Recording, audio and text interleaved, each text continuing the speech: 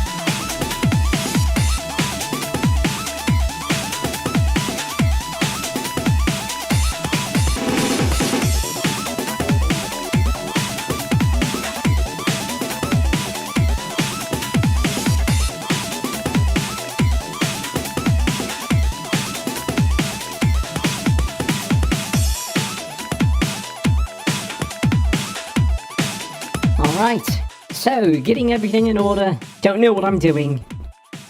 Let's see. Yeah, bunch of stuff on the wheel. I was told to not mess with it. I did. Because why not? So anyways, don't know what I'm doing. But we will be spinning the wheel. Let's see. But yeah, so random things were selected, put on the wheel, shuffled, and then supposed to spin it, but you know, hey?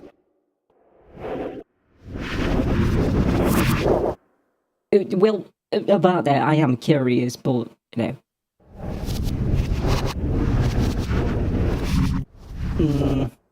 I mean, okay, I get it, so be it. I put on some RPGs. So what? Let's spin, find out. What am I doing?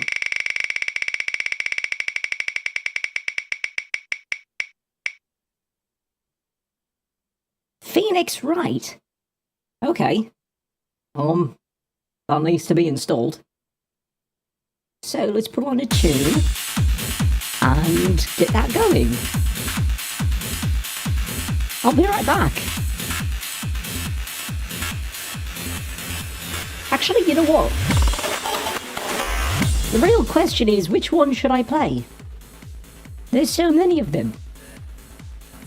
Should I start at the very beginning of the timeline?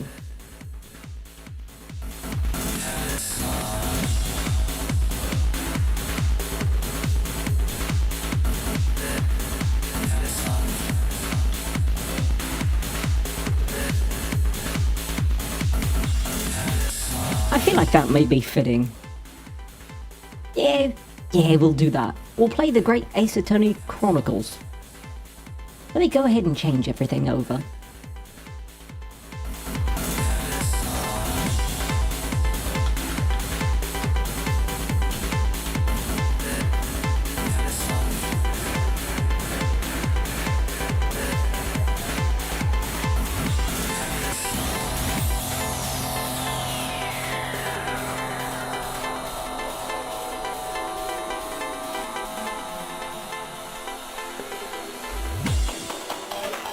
Oh, actually, that was fast.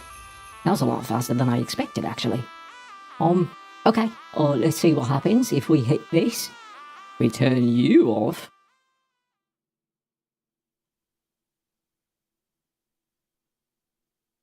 And it looks like...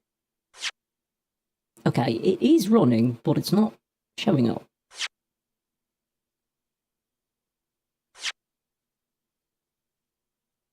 Let's see. That should be it.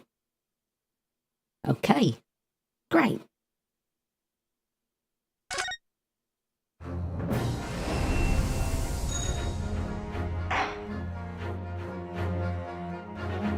Options. Music effects, voices. There's voices, okay, good. Subtitles, text skip, text box transparency. What if that's off? Oh, okay. What is wait time? What does that do? Adjust the length of time until the next line of dialogue is displayed in autoplay or story mode.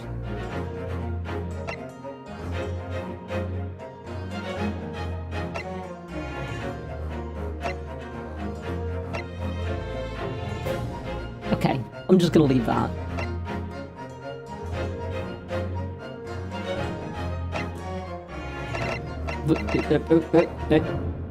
Okay.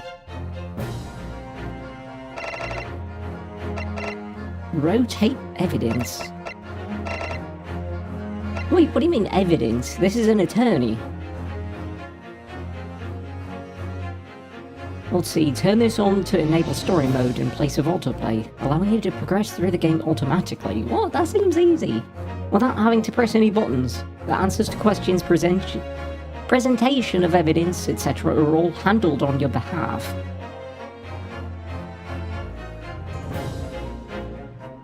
That's easy mode. Just call it easy mode. Finish playing the game? Wait, no. Go back.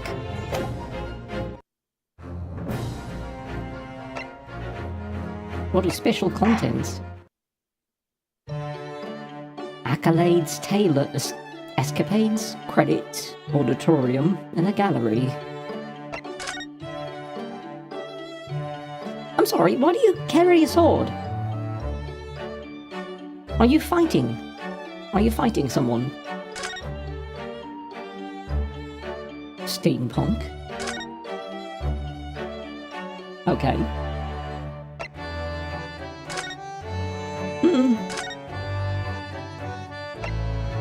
Herlock Sholmes? I'm sorry. I'm sorry, who? I'm semi-familiar with your work, I guess, maybe. Oh, you're not him? Okay. You're just a man.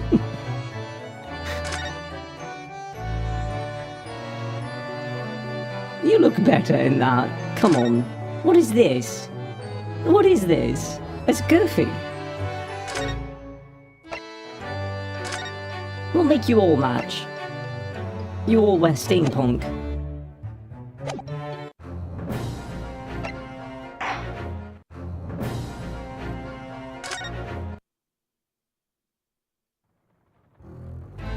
Oh, hello. Look at these. 歴史的な開国から数十年、文明開化の大号令のもと、極東の島国にまさに今西洋文化の大波が押し寄せていた。活気に満ち溢れる帝都の民は変化、革新の熱気にむせ返り、その変化に戸惑う者も飲み込んで、時代は大きなうねりの中にあった。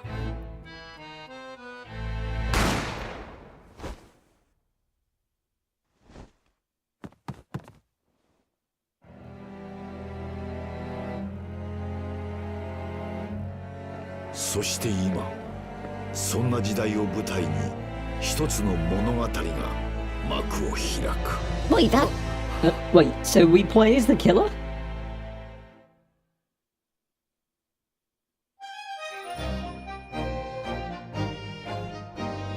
Okay. Multiple languages, clearly.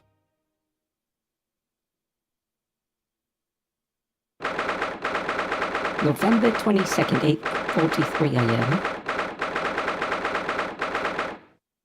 God, that goes forever. Supreme Court of Judicature. Defendant's Antechamber. Wait, there's no voices. I thought there were voices. I still can't believe it. I still can't believe this is happening. How can it be that just beyond the doors to this quiet little chamber, is the highest court in Japan, waiting to decide my fate. Why do you seem surprised? You were holding the murder weapon, were you not?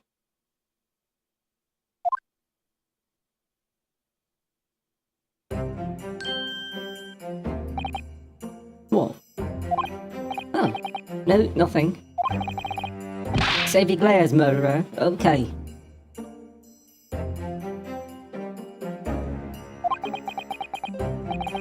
Sorry. My name is Ryunosuke Naruhodo. I'm a second-year student at the Imperial Yumei University. 3 days ago, I somehow find myself in the middle of a horrifying incident, and now here I am, awaiting my trial. That's enough. Oh. You're kind of cute. He's not... Oh shit, I missed it. What'd you say? History. There's a history button. He's not obliged to listen to such abuse, officer. Yeah, exactly. And who are you? I'm this man's lawyer. I'll be But I thought... Is this not called... What is this called? The Great Ace Attorney? Aren't I supposed to be an attorney? Do you play as this man? And until the judge has given his verdict on the case, no one has the right to treat him as a criminal. Yeah, as he should be. Technicalities. Look at you haven't even graduated yet. And yet I still seem to know better than you how a court officer should behave. Right, Ryunosuke? Oh, yes, of course, sorry. And you are... What are you apologising to me for? Oh, No, I suppose that wasn't my fault. But really, Kazuma, I never meant to drag you into this, I'm sorry. Kazuma. There you go again, apologising, okay, just like always. Though I must say, you've been all over the newspapers these past few days. Wait, for what? Yumei University professor murdered in cold blood by well, other than that reason. Is there another reason why I'm in the papers? Well, obviously you didn't actually do it, did you? Turn you down just a hair. Of course not, you have to believe me, I didn't do it. I could never murder someone. Then there's nothing to worry about. Straighten yourself up, hold your head up high.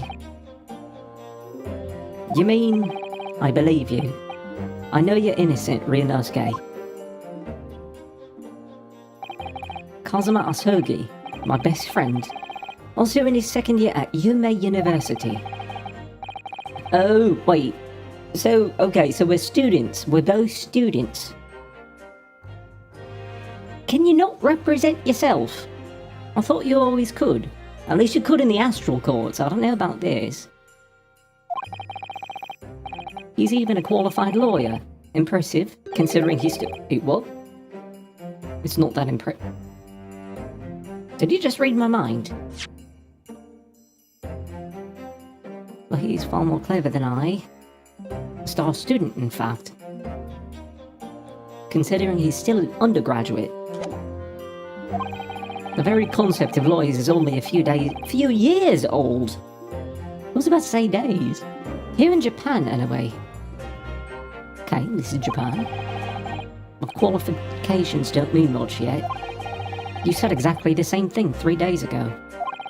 But I'm proud to have a friend like you, Kazuma. Truly. 3 days ago, yes, that's when all this started. Congratulations, Kazuma. It looks like you're going to get to study abroad at last. I know, I've been forever dreaming of this day. Finally, those government elites have acknowledged my academic achievements and successes in court. So you'll be representing Japan as you immerse yourself in the most sophisticated legal system in the world.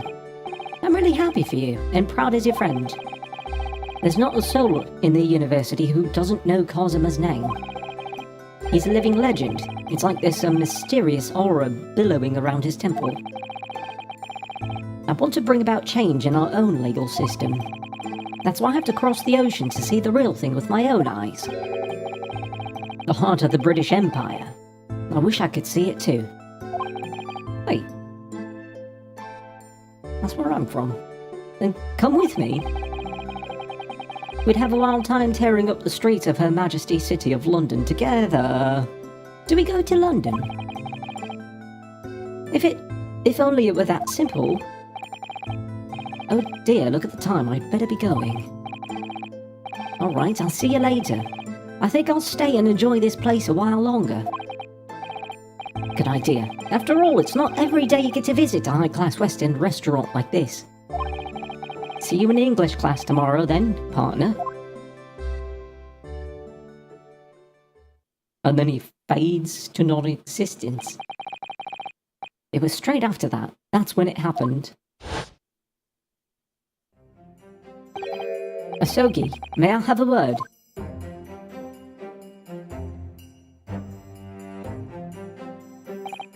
Professor, I didn't know you were coming.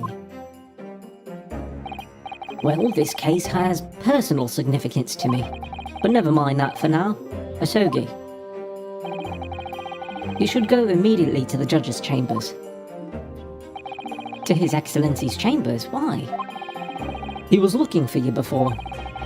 You advocating for the defense in this trial was a sudden decision. It seems there may be some confusion about procedures today as a result. Who is this man? I feel as though I've seen him at university before. I see. I'll go at once then. I shall accompany you. Alright then, Ryunosuke, I'll see you in the courtroom. Yes, thanks, Kazuma.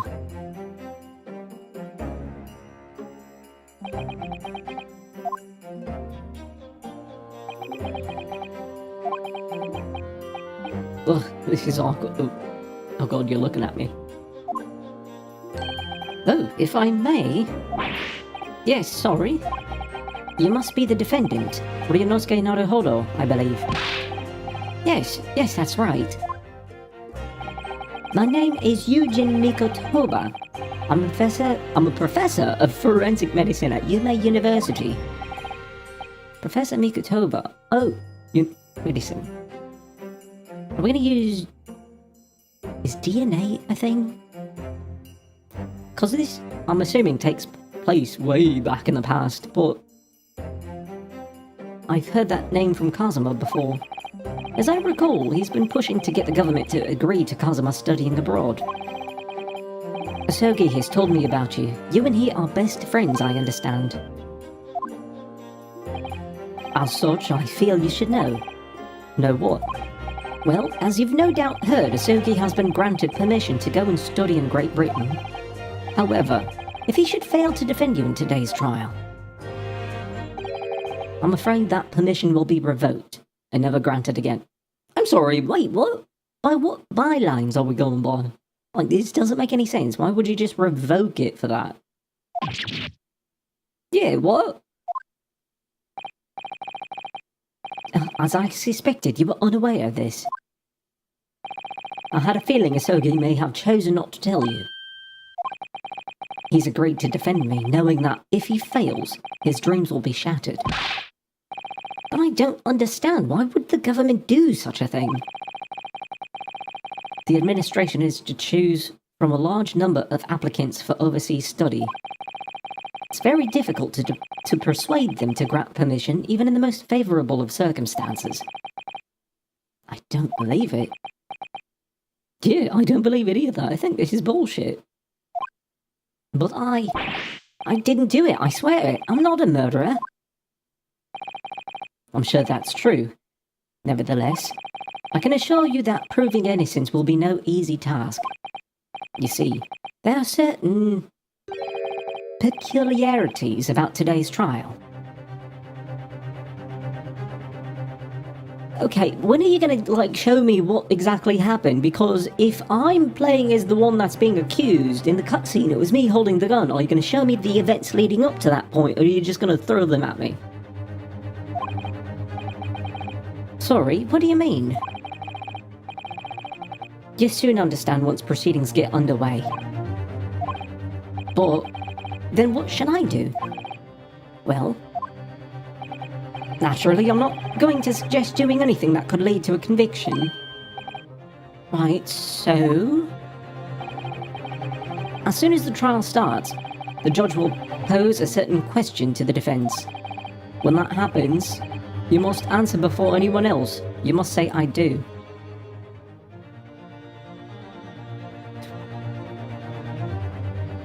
I feel like you're lying here. Because if the... how do you stand? Do you stand guilty? Because if the judge presents the question, do you stand guilty? And I say, I do. You kind of made me do it, and you're the bad guy. But what will the question be? Surely not, do you accept the accusations brought before you? See? Of course not. Defendant.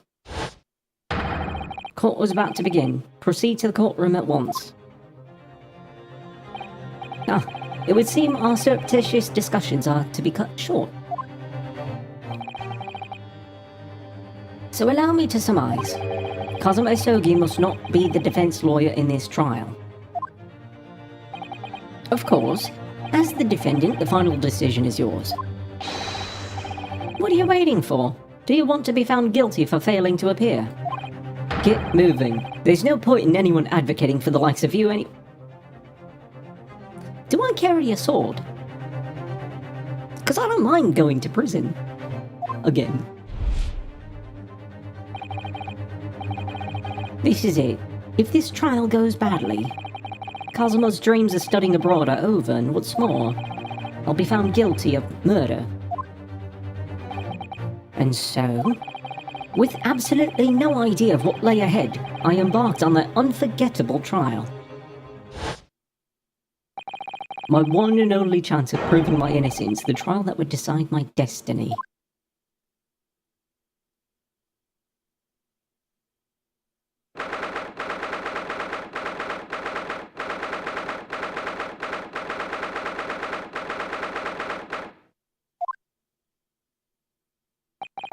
So this is a courtroom.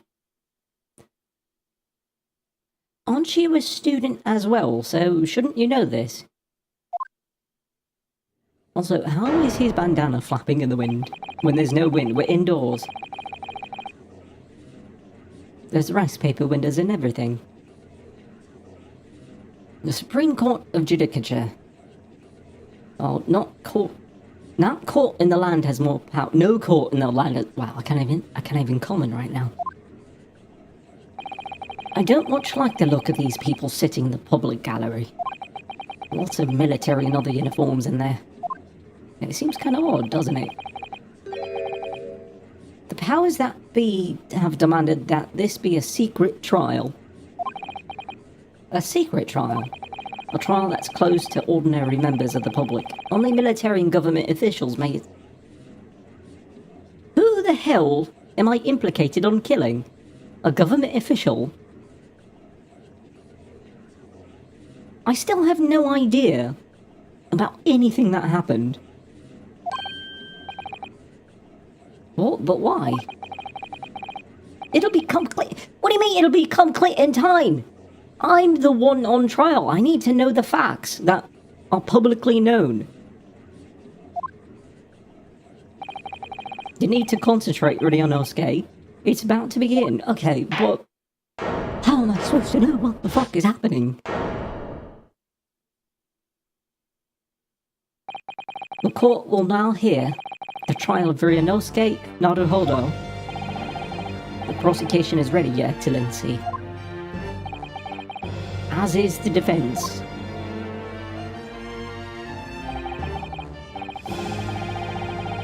Before we begin, there's one point of order I would like to confirm. Yesterday evening, the defense made a last-minute request for a change of advocate.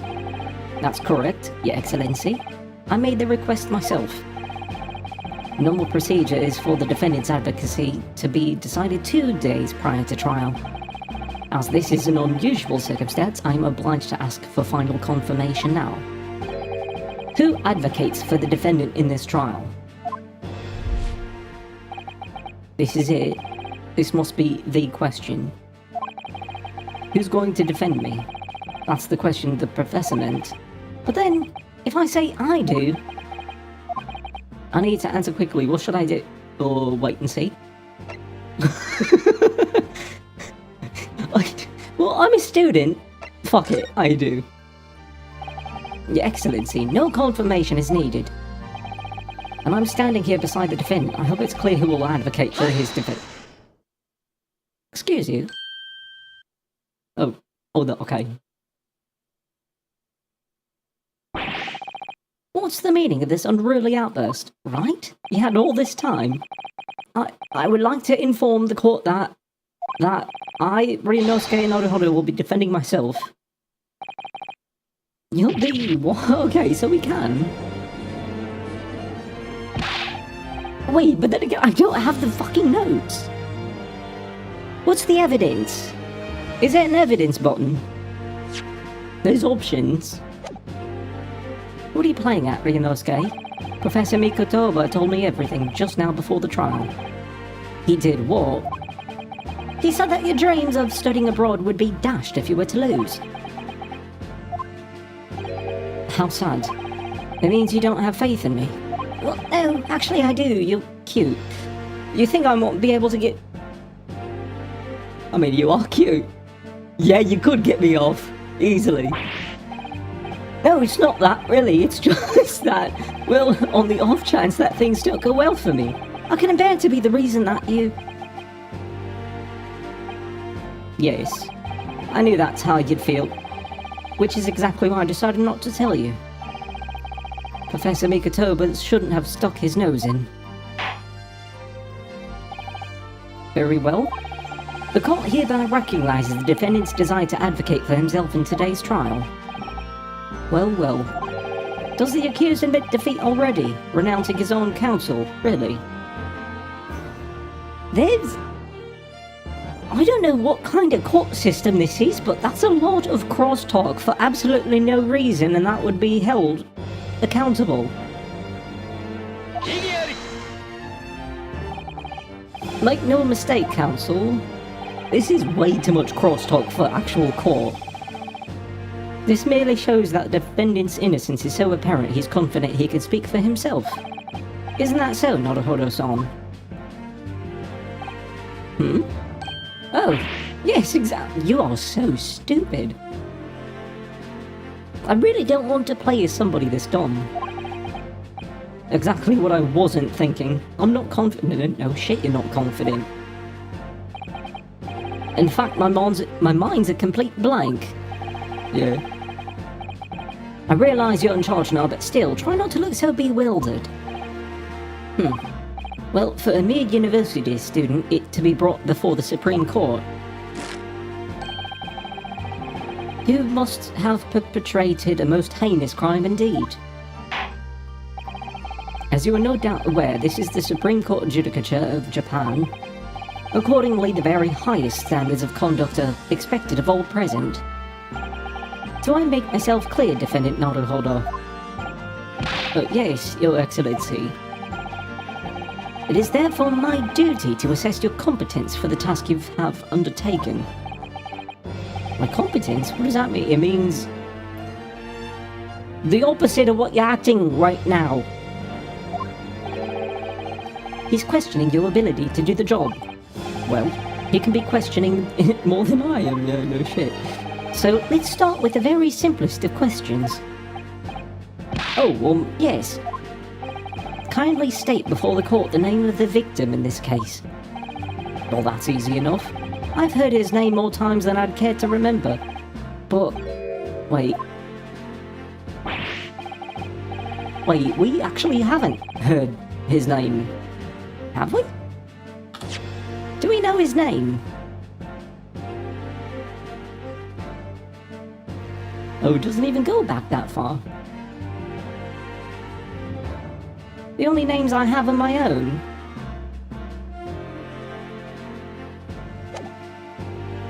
I'm so nervous, I can't even remember that. What was it again? Leonosuke?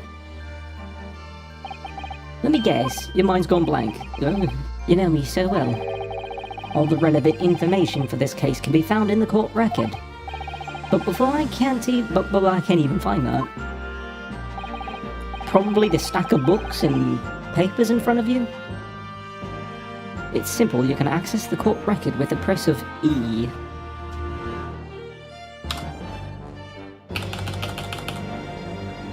It's not working. If you ever find you've forgotten something, just consult that, it's all in there. I just have to press E for the court record. Alright, there's no time to lose. This is the list of arcade tutorials. You'll find details about the victim here.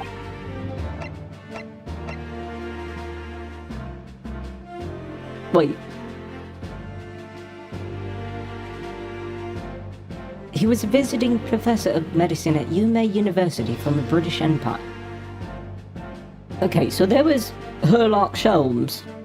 And this is, I'm supposing this is supposed to be Dr. Watson. So Watson is dead in this universe? Okay. Sure. So remember, everything to do with the current case can be found in the court record. Now you'd better not keep His Excellency waiting any longer. Go on. And present it with art. The victim's name was Dr. John H. Wilson. Well, at least you can remember the name of an esteemed member of your own university.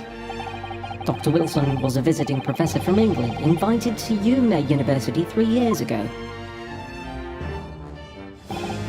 Indeed, which is the reason why this case has such profound implications. The British Empire is at present our country's most valuable foreign ally. And as most of you will be aware, we have just signed a new treaty together after lengthy negotiations. There can't be anyone who hasn't heard of the Anglo-Japanese Treaty of Friendship and Navigation. What kind of name of treaty is that? And yet, despite these delicate circumstances, the blood of an Englishman has been spilt on our soil. You two are both undergraduates at the Imperial University, are you not? Murdering a professor from the very institution that provides good education. Have you no honour? But I didn't do it. His case is coming under great scrutiny from our allies on the other side of the world. The court therefore wishes for a speedy resolution to this matter. In other words, our feeble government is scared of upsetting England's policymakers. And you're a convenient and expendable scapegoat to blame for this crime. So that's why this trial has these unusual peculiarities, is it? Exactly. Our government needs to convict someone as quickly as possible. All because the victim was an Englishman. Yes, Dr. Wilson was an Englishman. But nationalities and treaties won't make any difference for me here. The fact is, I was there at the scene of the crime. Oh, now we get flashbacks. Oh dear, look at the time, I'd better be going. Alright, I'll see you later.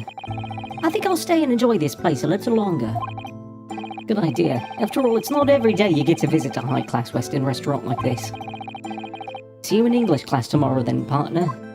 And then he fades. The British Empire. Ah, it's incredible to think. Wait. I've seen that man at university. I'm sure he's a visiting professor from Great Britain. I don't know his name, but still. I should go and say hello. So I went over to the professor's table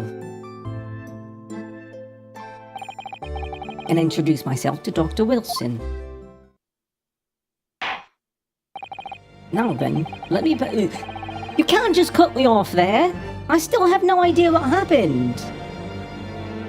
Now then, let me pose my next question to you, Defendant Nodohodo. Yes, Your Excellency. How did this Professor of Medicine, Dr. John H. Wilson, lose his life? I would assume a gunshot wound. The cause of death? Well, obviously that was, remember in court, use the evidence. I know, use the evidence, but how? You hit the button, and you present it. Death occurred a little after 2 p.m. and was caused by a loss of blood from a GSW to the chest. The bullet did not pass through the victim's body, so the bullet is still inside. Well, according to this document, the victim suffered a hemorrhagic death due to gunshot trauma.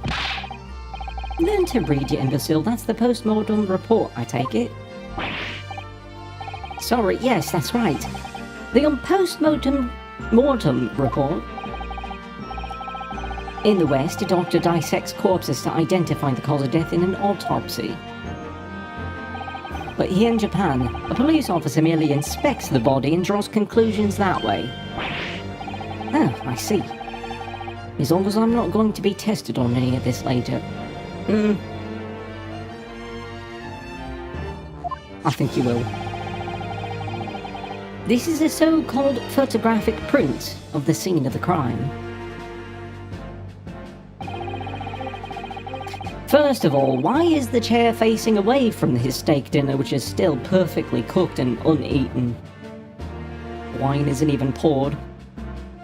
You can clearly discern scorch marks around the bullet hole produced by the powder explosion, which means that the gun was placed right on his chest. We should assume that the victim was at close range, yeah. Very close for that, because you have to be at least a couple inches, depending on how scorchy those marks are, and those are very scorchy, so they would have to be touching. Thank you, counsel. The court will accept this modern scientific evidence into the record. That's modern scientific evidence, then again. So it is where I live too. So, a photographic print of the victim has been entered in the court record. He was shot from the front in the chest and subsequently died. So that's a photographic print. Well, that's something I've never seen before. Also, not that much blood. It's clearly superior to a drawing. The detail is incredible. Very well, I am satisfied with the answers. Let us start the trial. What the hell was that pose? Certainly, Your Excellency. So without further ado, in order to better appraise the court with the facts of this case, the prosecution hereby calls its first witness, who was there at the scene of the crime when it happened. Ugh, this is it then. I think I might have worked out what the professor had in mind. The professor? You mean Dr. Mikotoba? Yes. Clearly you're the defense lawyer today, not me, but that doesn't mean... Well, I can still act as your assistant. Ah, of course.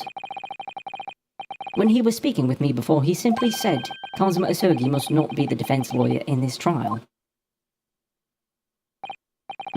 He really has been sticking his oar in, hasn't he?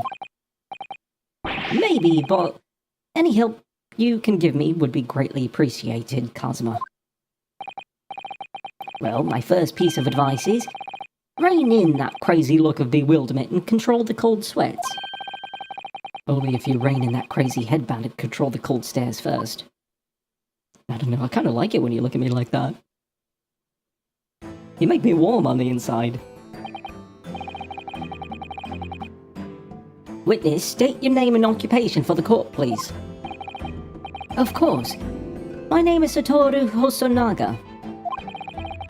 I am the head waiter at a Western-style restaurant called Le Carnival. I'm pretty sure you did it. Ahem.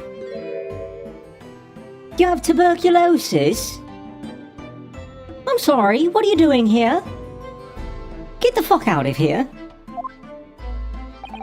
Everybody cover your mouth. Well, you're right, you seem to be coughing up some, and you're just gonna wipe it on that clean white. Okay, sure. It's a regular. It really doesn't... Sir! You don't have much time left to live. Well, it really should. Yeah, it really should. As everyone knows, the capital's southeastern quarter was developed for foreign visitors some years ago. It's become a very fashionable district now, full of hotels and accommodated overseas guests. This grim crime occurred in one of the district's so-called restaurants, an Occidental eatery, 3 days ago. Understood. Hosonaga-san, you will kindly tell the court everything you can about the incident. I'm very confused by all this. At once, sir. And no petty interjections from the aspiring lawyer boy, please. Oh, perspiring maybe, but aspiring? It was just after 2 p.m. on the day in question. We have few diners at that time of day. The lunchtime rush was over, and there were only 3 tables still occupied. That fits in with my memory of it too. There was hardly anyone else in the place. Cover your fucking mouths, everyone in the room! Cover your mouths! He's contagious! It was when I was in the kitchen putting away crockery and cutlery. A gunshot rang out, so I hurried out to the dining area to see what had happened. I found the victim, an English gentleman, slumped in his chair. And standing immediately beside him, gun in hand, was the accused university student. But that doesn't explain, cause in his memory the man was facing towards the table and now he's not. And even then, we have eyewitness testimony to after the fact, not during the incident. This cannot be held in court. What do you say? Let me just clarify something here. While I did pick up a gun that I found lying on the floor beside the professor, I didn't shoot him. Yeah, you can't just yell that. I believe I asked you to refrain from petty interjections. The court wishes to listen to the witness's report of what he saw, you amateur. But the next time you interrupt at an inappropriate time, you will be penalized, Defendant Naruhodo. Don't worry, I can't even pronounce his name. Ryunosuke, you'll have your chance to fight back. For now, we must just quietly listen to the witness. Ugh. If I may confirm one point, waiter. Standing beside the victim with a gun in his hand was the same man we see here in court today. I swear. Yes, without question. I see. And apart from the accused, was there anyone else standing beside the victim? No. There was no one else around that table but the deceased Englishman and the university student. Wait, what did he just say? There was no one else around the table? What's the matter, Ryunosuke? That's just not right. When I went over to Dr. Wilson to say hello, there was a woman sitting opposite him at his table. Really? And that's not something the waiter could have missed. I've been warned about interjecting, but still, what shall I do? Do I have proof against it? Not really, it's not in the photo. I'm gonna have to hold. I'm gonna wait and see. I desperately want to say something, but I was told not to interject. Ryunosuke, if your parents tell you to study, you're the kind of man who would diligently get to work, aren't you? suppose I am. I never have got into Yuma University otherwise. But you can't just always follow the rules in life, you know. If you don't say what you want to say right now, you'll seriously regret it when you're found guilty. Alright, you scared me. I won't forget that piece of advice in a hurry. And there is something I want to say. I'm just going to shut my eyes and say. So it doesn't matter what I choose. Just a moment, please. But you have no way to prove this. Dr. Wilson wasn't alone that day. I'm sure of it. There was a lady sitting with him at the same table. Dear me, dear me. What are we going to do with you? With your blatant disregard for court proceedings, I'm beginning to wonder if you're not a fraud. Could it be that the accused, this mere student, is not a real lawyer after all? But I'm sure of what I saw. Bosunaga-san, is there any chance you're mistaken? Perhaps your memory of events is hazy. You do have TB after all. No. The deceased gentleman came to dine alone. I don't believe it. Ahem. I actually have a rough plan of the restaurant as it was that day. Please have a look if you'd like to. So we'd be sitting here. Or maybe in this table here, or that chair specifically because you had to turn to the right to see him. Or it could be over here. Let me see. A sketch of this establishment's layout drawn by yourself, I presume. That's right. I'm afraid I used the back of my business card. It was a turbulent situation.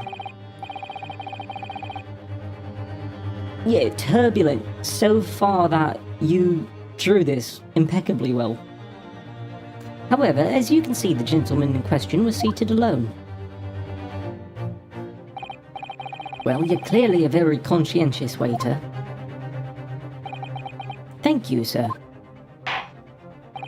The court will take this plan and add it to the court record as evidence. Oh, well... Yeah, is there a problem?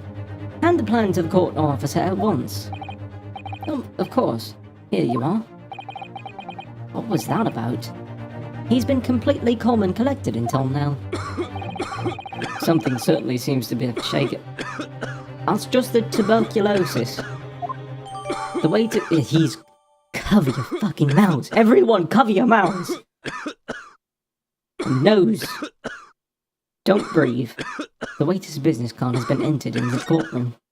You know, then again, with how much air is apparently in here flickering about, maybe it's fine. So the court has now heard a precis of the case. Yes, at the moment the gunshot was heard in the restaurant. The only person in close proximity to the victim was the defendant on trial today. It would seem we are looking at a black and white case here. Defendant Naruhodo? Yes, your Excellency. If you admit your guilt at this stage, the court is willing to look mercifully upon you. Fuck you. In other words, you may have some small reprieve in your terms of your inevitable punishment. I call this waiter as an unsworn witness in order to explain the details of the case to the court. But I must warn the defense if you are determined to pursue matters further in this trial. The prosecution has decisive evidence from sworn witnesses who were present at the scene of the crime. I'm pretty sure you can't threaten shit like that in court. What do you think I should do, Kazuma? What do you mean? Well, I'm going to be found guilty one way or another, it seems. Wouldn't it be sensible to plead guilty at this stage and hope for a more lenient sentence? Oh my god, keep looking at me like that, I love it. Everyone keeps telling me that this trial is unusual about these peculiarities. You've said it, Professor Mikotoba said it, and so has the judge and the prosecution. I'm scared of what lies ahead if I push this. As I said from the outset, I believe you're innocent, I trust you. And yet, despite knowing that, You're willing now to throw that trust back in my face, is that it? What? If the accused is in fact innocent, then a defense lawyer is duty-bound to prove that innocence by whatever means necessary. Are you just going to abandon that duty? Are you going to give up on yourself? The battle hasn't even begun yet. That's a bit dramatic, don't you think? The defense pleads not guilty, Your Excellency. We invite the prosecution to stop making empty threats and bring out its witnesses. Then we'll just see how decisive this evidence really is. Well, first of all, I want to look at that card. What about this is so significant? Examine. Magnify. Okay.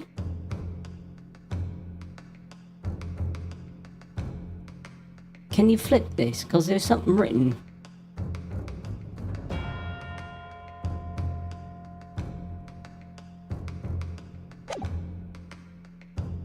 You can't?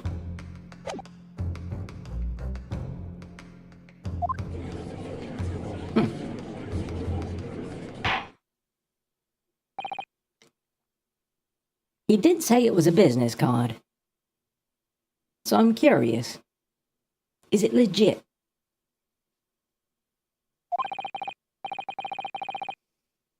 Prosecutor Alchi, please continue. Alchi? As in ouchie? Ouchie, it hurts. Please continue with proceedings. That's so dumb. Says, well, you were warned. The young can be so reckless. You know, many call me a saint. But I can be a devil when I want to be. With a name like Alchi, I don't think you can. In a few short moments from now, that dumbstruck young mouth of yours will be silenced forever. The prosecution calls its next witnesses. Very well, officer. Bring forth the witnesses at once.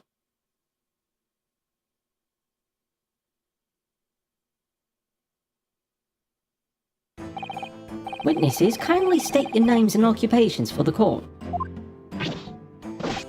Yes, sir. The Great Nippon Imperial Army Sergeant Iesa... No, sir. Wait, what? Iesa, no, sir. Yes, sir, no... Yes, sir, no, sir. Reporting for duty, sir. What the fuck? Myself, I employ as a purveyor of fine articles of antiquity from the efflorescence of our nation, Nippon, and conduct my trade from Rasute, a humble premises in the 2nd District. Korikuta. But curio, because he's a curio seller. At your service. An antique dealer and a soldier. What an unusual pairing. Both of these gentlemen were present at the restaurant on the day in question, but you can't have them both up at once. What kind of court system is this? They must be the diners at the other table that the waiter mentioned. Myself, I habitually take tea of the most exquisite aroma at the establishment in question, always past noon, and not infrequently converse with interested parties regarding the curios with which I make my business. I can't understand a word that old man is... So I'm playing as someone who is mentally ill. He's an antique dealer, and it sounds like he's a regular at La Carnival. He seeks out potential customers who may have an interest in antiques and tries to sell his wares to them. He obviously targets La Carnival because it's a high-class restaurant with rich clientele. Right, I see. Although, to be honest, that sergeant looks more like he'd be a seller rather than a buyer. Now, you both witnessed the precise moment of this most atrocious incident. Is that correct? Affirmative. The enemy unit was seen attacking the foreigner in what can only be described as an act of war, sir. You need to calm the fuck down. You really need to calm the fuck down. I don't like it when somebody points at me. Hold on. Was that a baby? It was that black uniformed rogue infantryman over there who unloaded his firearm, sir. This man's as impossible to understand as the other. Well, I'm almost sure I heard a strange... Yeah, it was a fucking baby. You heard a baby. So this is the decisive evidence the prosecution was threatening. The soldier is claiming that he actually saw the precise moment you shot the victim dead. Yes. Well, are you starting to feel uncomfortable? If I'm honest, I was feeling uncomfortable from the start. Now the court will hear your formal testimony, please. You will start everything you saw at the precise moment that the incident occurred. Not before, just during and after. Sir, yes sir. That's a fucking baby. You have a baby on your back. Standing by ready to report, sir. Unsavory memories of a most acerbic afternoon.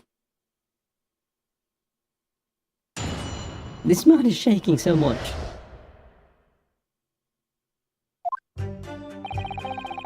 I was ingesting a regulation beefsteak at the restaurant while having a tactical discussion with the old man. She used normal English common words. Myself, I was extolling the virtues of a particularly fine golden curio to the military gentleman. At that precise moment, a firearm was discharged. I observed the enemy's actions with my own eyes.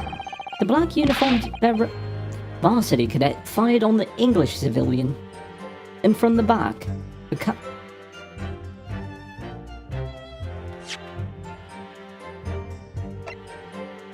I can't say anything yet, cause this says otherwise.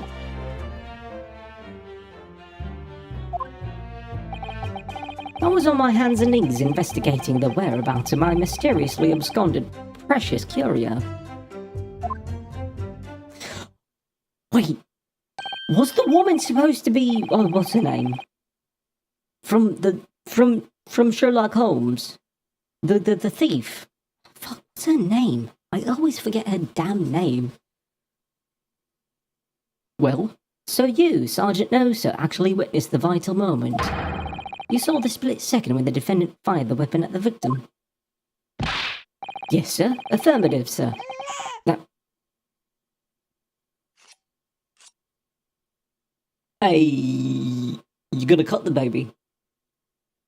That wicked university cadet, sir, the cruel and unforgivable enemy. What times we live in? Where are you pulling those from? When an English gentleman may be assailed in the broad light of day. But this is ridiculous. I didn't shoot anyone. Is that really true? Really not? Why are you questioning this? All I did was pick up the gun that I saw lying on... Why did you do that to begin with? Nobody would ever do that. If you hear firearm discharge and it's on the ground in front of you, step the fuck back. Simple.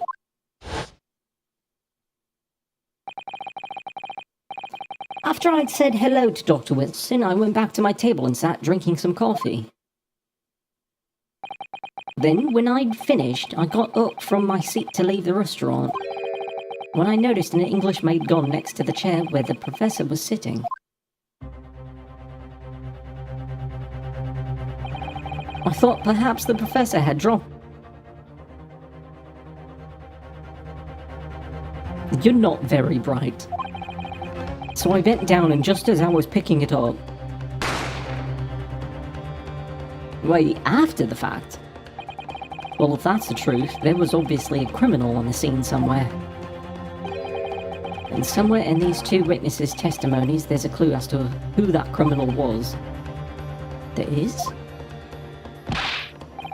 You must exercise your right to cross-examine the witnesses. Cross-examine? Do it now. As we have heard, Your Excellency, there is no room for doubt in the testimony of these witnesses. The defendant is clearly guilty. It is time to bring this despicable student to justice. Certainly, the testimony the court has just heard eliminates any vestige of doubt. sorry, is everyone here completely daft? No one looked at the court record except me. What in the name of the Emperor is the meaning of this outburst?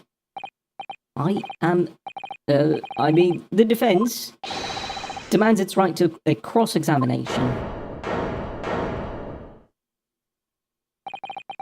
Dear me, dear me.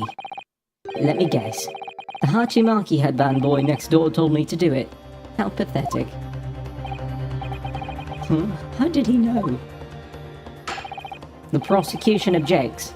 This is a clear waste of time. You can't object to a standard cross-examination. That is procedure. Right? Is that not procedure here? Is everybody here fucking stupid? Am I the only sane one?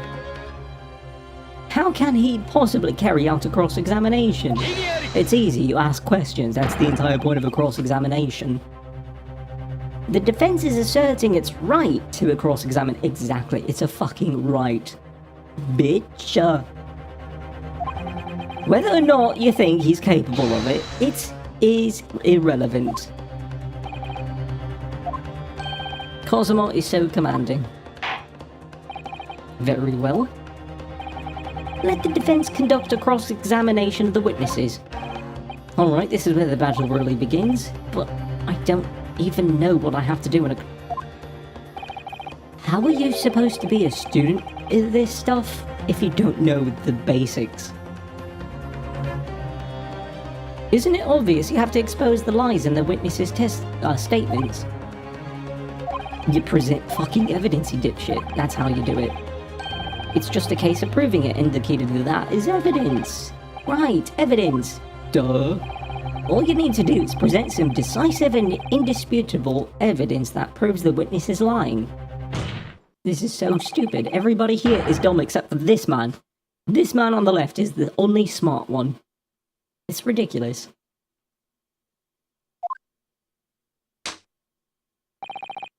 What was that look? Alright then, it's all or nothing.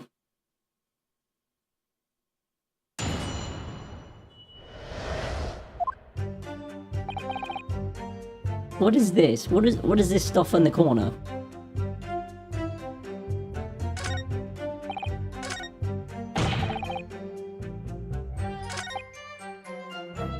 From the back, present.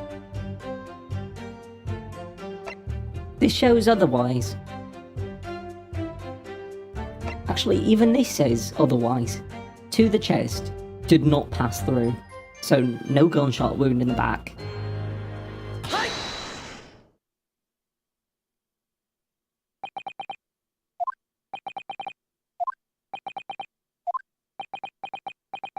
Yeah, what are we doing? What? What are you playing at, cadet? What is the meaning of this subordination?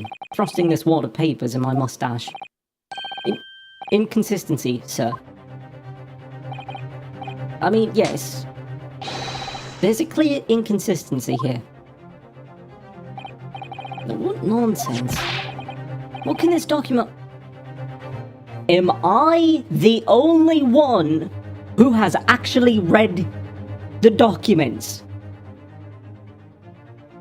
I shouldn't even be here at this point. Well, obviously, that, I know what I want to say, but the words just won't come out of my mouth. That's because you're daft.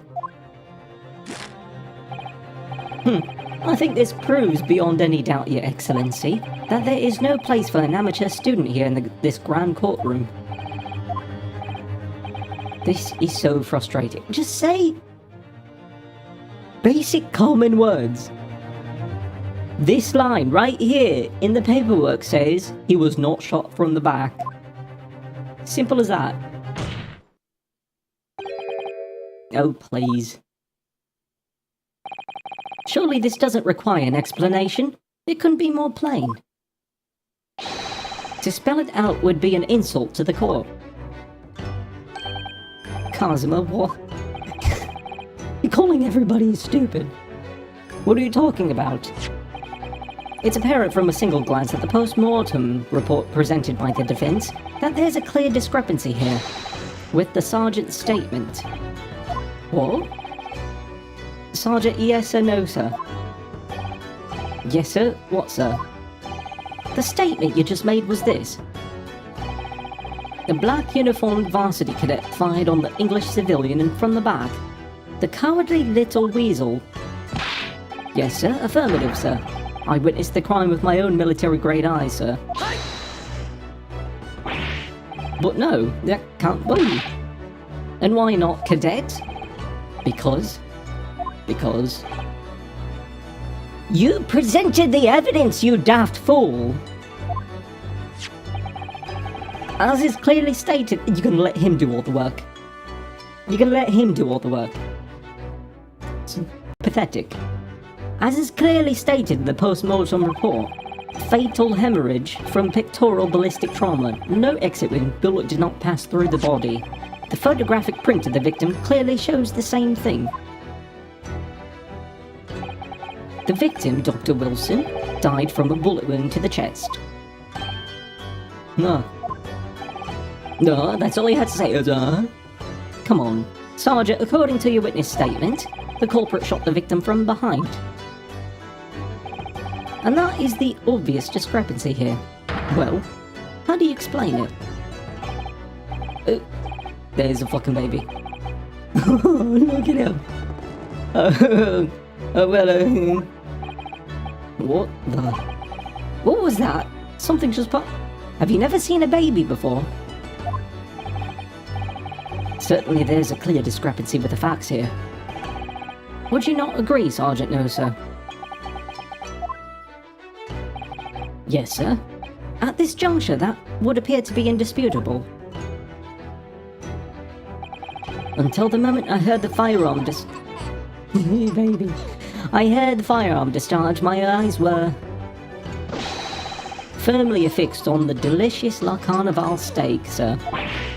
What? The last testimony the court heard has proven one thing beyond all reasonable doubt. This witness, Sergeant Yes or No, sir, did not see the defendant firing a gun at all. Oh, that's absurd. I think the conclusion we must draw is simple. Throw out his witness testimony.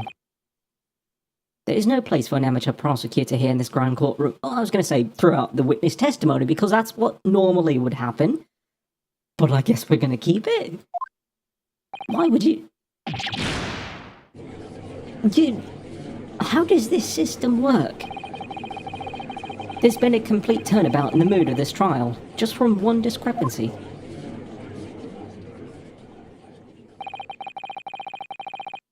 So this is what being an ace attorney is all about. But I definitely saw, after the fact. That university cadet there, he was pointing the firearm directly at the victim's back. But I never fired the gun. All I did was pick it up off the floor.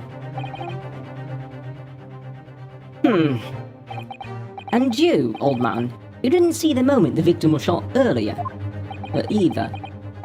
Both, maybe. Myself, I have already been quite clear. The gunshot interested me not. I was far too busy on the floor. Wait, why? Too busy on the floor? Sorry, oh yeah, he was looking for the thing. Hunting for treasure. Literally. The golden curio. Sir. I thought you were holding antiques. Why are you throwing that about? The Victorian-era koban, my prized coin. On each occasion when I visit that restaurant, it is my habitude to place in my bosom pocket a particular trinket of interest from my shop, Rosite, in the hope of meeting a rich diner who might like to buy it from you. On the day under scrutiny, it was to the military man that I proffered my Hoey treasure. Believe that he would purchase such a rare find, I did not. But I was presented with little alternative. And then, after averting my eyes for the briefest of moments, it was there no more. It simply vanished. The koban vanished, hunting around under the table, I was, in case mayhap it had fallen there. And then it happened. You heard the gunshot, you mean? Indeed I did, but I heeded it not, for I was concerned only with finding my absconded Hoei treasure. Nothing could distract me. Out of interest, did you find the coin in the end? Doubtful. Figures. If it's who I think it is, that was a thief. So I see. That lamentable day, the precious Hoei Koban was lost to me. No doubt some unscrupulous scoundrel pocketed... Why are you looking away? Pocketed the prize coin for himself.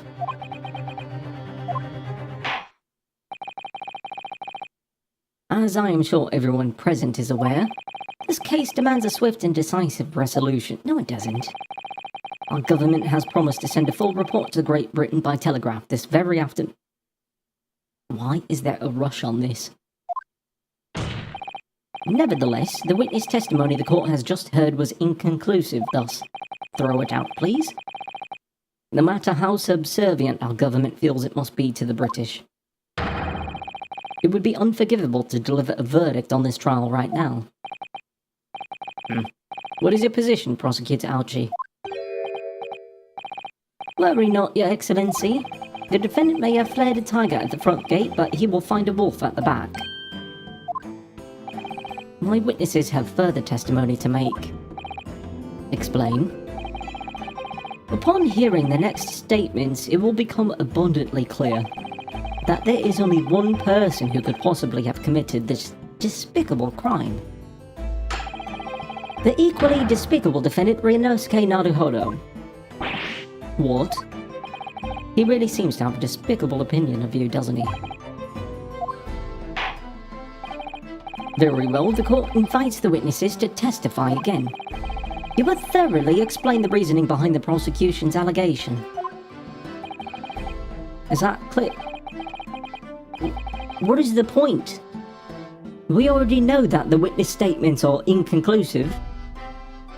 What are we gonna get by having them do it again? This is a really messed up court system, and I don't like it. Yes, sir. At once, sir. Awaiting signal to testify, sir. Baby. Oh, excuse me, but there's something or someone peeking out over your shoulder, I think. Affirmative. The newest member of the Nosa family to rise up against the ranks, sir. Name, Ido. Ido Nosa. Oh my fucking god. These names! It would seem those straps are a sign of the sergeant being too strapped to afford a nanny. Ido. Tension. Your father's about to quell the enemy. Oh, you got buggers. Watch and learn, my boy.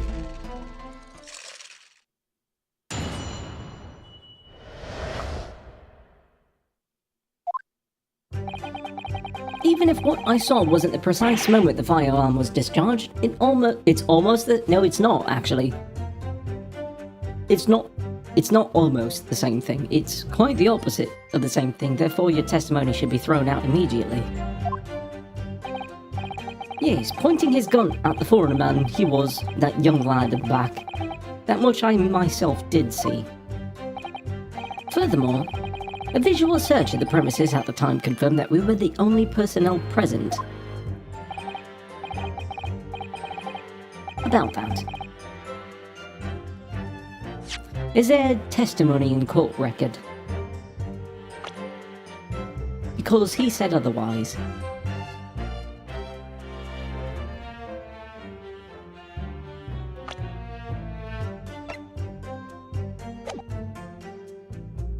Indeed, alone he was, the Englishman, dining all by himself.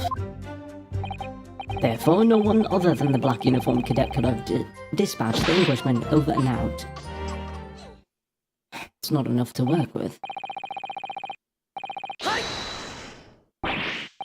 Wait, that's nonsense. The victim, Dr. Wilson, wasn't alone at all. Please, enough of these outbursts already. But there was a woman. There was a young woman at his table. You must have seen her. Everyone there must have seen her. If you call yourself a lawyer, then you will respect the rules of the court and speak accordingly. We are not here to listen to your fantasies. But you said you had another witness, did you not? Who was the other witness? It is evident beyond all reasonable doubt that the victim was alone at the time of the incident. The prosecution has photographic evidence of this fact. Is this a photographic print of the scene of the crime, counsel? Wait a tick. Wait a tick. Wait a tick. Wait a tick. Wait a tick.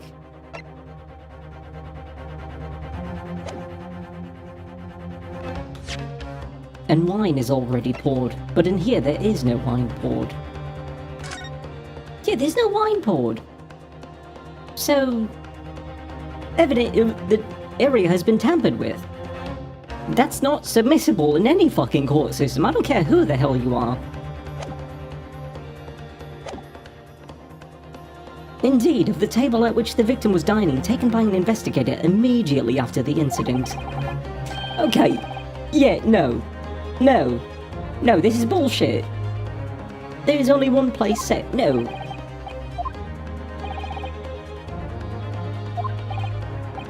But... you daft fool. You're so daft. The court will add this new photographic evidence to the record. Good. I want to dispute it. What's going on here?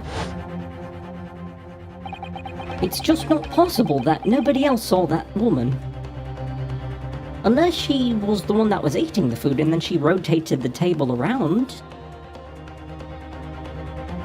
But it doesn't describe how the man got turned around. This just doesn't make any sense. The waiter before said the same thing. Actually, hold on a second.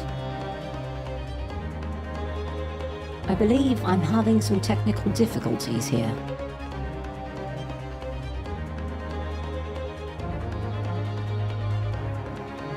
Yeah, it looks like I is.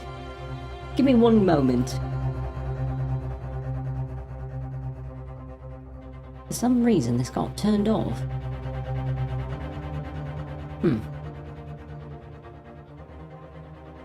You say I'm not streaming there, trying to connect.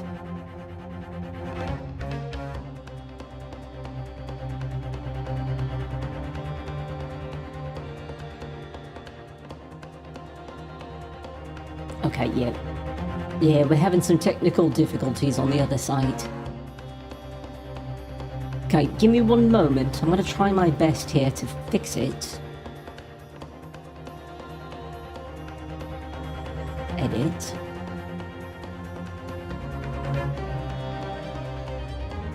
I need my connection stuff. Cause that's not...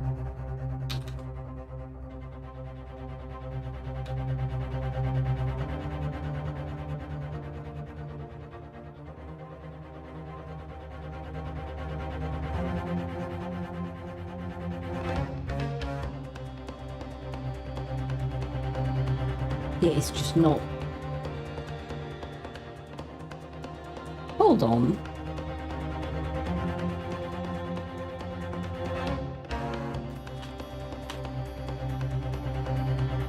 Has this not been going live?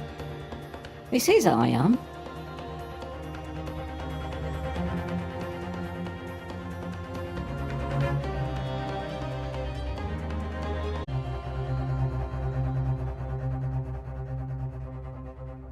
You were working fine just a few moments ago.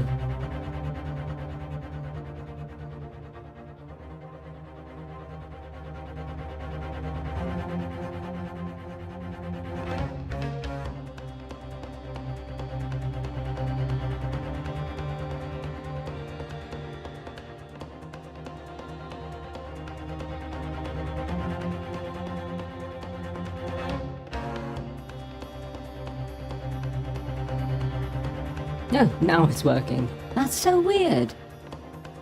I wonder how long it's been like that for.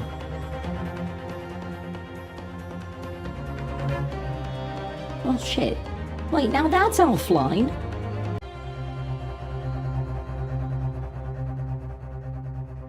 Like, none of this... Hold on. Yeah, that still says I'm offline.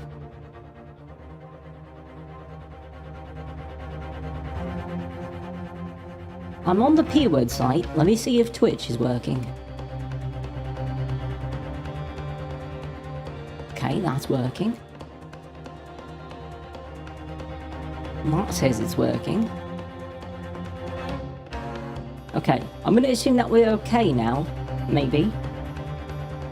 Anyways, where was I? The waiter before said the same thing. He maintains that Dr. Wilson came to the restaurant alone as well. That's not true. I saw her. I swear that I saw a woman with him. It would seem that we'll be able to telegraph the report to Great Britain on time after all. The witness testimonies we have just heard leave no... Is everybody here fucking daft? Everybody here is fucking daft. These are very sensitive political times, as we all know. The ink is still fresh on the treaty with Great Britain. To think that I, Takatsuchi Aochi... Everybody's fucking daft. How can this be happening? The judge is ready to rule. Stand tall, Ryunosuke. It's not over yet. What? If what you say is true, then there's something going on here behind the scenes. And now is your chance to expose it, to draw out the truth, in your cross-examination. I swear to God. The defense is entitled to cross-examine the witnesses, but make it quick, understood? No, I'm gonna take my sweet-ass time. Rules can be so unbending at times. Ugh.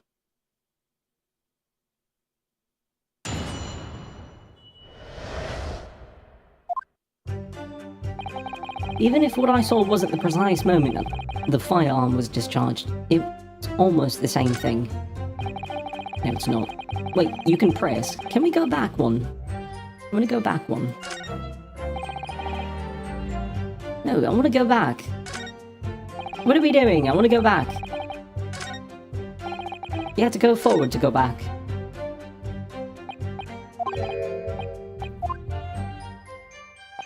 What's the matter? I can't find anything. I can't find a clear discrepancy anywhere. I'm done for. I can't it. You're stupid. That's the problem. You're stupid. Listen, the first thing to do is calm down. You can't expect witness statements to be full of holes every time. So just take your time in trying to tease more information out of them first. You gotta press. Press a present against each of the witnesses' statements. Okay. Yeah, I get it. That's what I was planning on doing.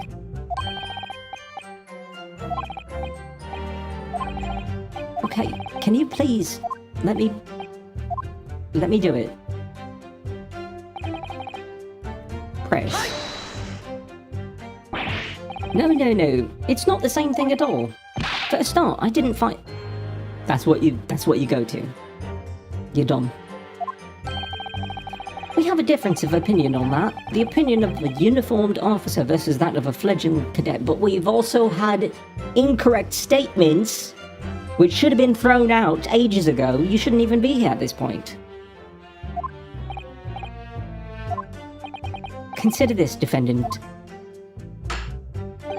Just a moment ago, I blinked. Well, did you? Did you see it? Did you see me blink? How could I? What do you mean, how could you? He's wearing glasses. You can see through glass, can you not? And yet, it is an undeniable fact that I did blink. So there you have it. That doesn't make any sense, but okay. Tension. The sound of the firearm rang in my ears, and the very next moment, I saw you waving the gun at the Englishman. So you're saying I fired first, and then I produced the gun and started waving it at him? Does that... And everybody's cool with this? We're cool with this witness statement. And let us not forget the antiques dealer witnessed the accused in this most incriminating position as well. Isn't that so, Korikuta-san? Yes, pointing his gun at the foreign man he was. That young lad in black. That much I myself did see. I mean, to be honest, I would not be surprised if he did not have any proper firearm training. Oh, I forgot to press. Furthermore, a visual search of the premises at the time confirmed that we were the only personnel present. You must have noticed someone else at Dr. Wilson's table. There was a lady there. As you've been at pains to point out time and time again, I feel I'm growing a callus in my ear. And yet, no one else appears to have caught even a glimpse of this woman. If only there'd been more people dining there at the time, then someone else would have noticed her. Unfortunately, it was already past 2 PM when it happened. The quiet time between lunch and dinner in any restaurant. I know. Of course the place was almost empty. It's what you'd expect. Certainly, 2 PM is neither here nor there in terms of a time to eat. Well, I must be weird because I eat any time, I don't give a shit. I wonder if there was a reason why the victim was eating at that time of day, and why he was alone. Yes, Your Excellency, there was indeed a reason. Yeah, there was. This was found in the victim's jacket pocket. What is that, Counsel? It is a medical report card, Your Excellency. It would seem that the victim had an appointment at a clinic prior to visiting the restaurant. Hotel Clinic. Yes, there would indeed appear to be an entry for the date in question. 19th November, noon to past 1. The very day of the incident. So the victim went for a late lunch following his appointment. The explanation couldn't be more simple. The prosecution felt no need to submit this evidence before, as it really has no bearing on the case. I wonder. What do you think, Ryunosuke? Well, it is hard to see how it could be related, really. Oh, what? You're too daft to say that. Oh, but I can't look at it yet. Okay. Remember, you can request for it to be entered in the court evidence, as evidence, if you think it could be useful. Yes. Submit everything. What the hell is wrong with you people? If it was found on the body, submit it. Simple as that. Any court system does this. If I may, I'd like to ask for that medical report card to be submitted as evidence, Your Excellency. On what grounds? So I can look at it. The court has already heard conclusive witness testimony. Additional evidence would be extraneous. Not to mention that the victim's movements prior to his arrival at the restaurant are of no concern. Whether or not they have concern is up for us to decide. We have the right to explore all possible avenues. I beg your pardon? You have no authority to refuse a perfectly valid request for the submission of evidence, which is true. Only the judge can do that. Very well, the court will grant the defense's request. Youngsters these days are forever asserting their rights. It's a most disturbing trend. This fucking man, I swear. Officer, kindly add the victim's medical report card to the court record. Thank you. Stop talking.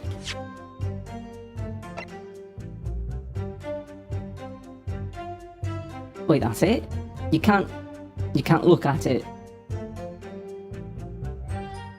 You can't look at it. Okay. Yeah, that's fine. What we need right now is new clues. We have to explore things from every possible angle, even if they don't seem relevant at first. You can conspire to prolong this trial as much as you like, but it's the day after the festival already for you. Or perhaps you'd forgotten that these witness testimonies leave no room for doubt. Feel free to reiterate for the accused, Korekuta-san. I can't even. Indeed, alone he was the Englishman, dining all by himself. That is. So you actually saw that with your own eyes, did you? The victim, Dr. Wilson, dining alone. Even though you said you were looking for something. That I did. Forgive me for the position I place you in. So the testimonies of the old man, the soldier, and the waiter all agreed on that point. Isn't that interesting? And let us not forget the incontestable evidence we have to support this statement. That's not in... How are your people still in a job? I see the inconsistency immediately. Examine. Man facing away from his food. There's no food that has been eaten. There's no wine being poured. And then immediately, we look at this. Food is eaten, wine poured. Who did that? Is everybody fucking daft? I'm getting offended. And then it's not... whatever. As can clearly be seen, there is only a single beef steak on the victim's table, a meal for one. No. The antiques dealer, the sergeant and the waiter who testified before. It's not impossible that they're all lying. But if so, then why? If I'm perfectly honest, I have absolutely no idea. Therefore, no other than the black uniformed cadet could have dispatched the Englishman military now. Why aren't you telling the truth? What did you say, cadet? I clearly remember. There was a woman sitting across the table from the professor, but if that is who I think it's supposed to be, then she's a thief. So, they were all bribed. Perhaps one of you might not have noticed. But for both of you to have failed to see the professor's dining companion, it's just not possible. Unfortunately for you, Defendant Naruhodo, it's not just a case of these two witnesses alone. Sorry. The waiter, whose testimony the court heard earlier, clearly stated the same thing. He also said that the victim was alone. That's right. Precisely. In other words, you are the sole proponent of this phantom lady. But I... If such a woman were indeed present at the scene, the prosecution demands to see proof. We have proof. We have two separate pictures, which are inconsistent. And if no such proof exists, the prosecution demands that no further mention of this phantom woman be made. It is a blatant waste of the court's time. There's nothing I can say to that.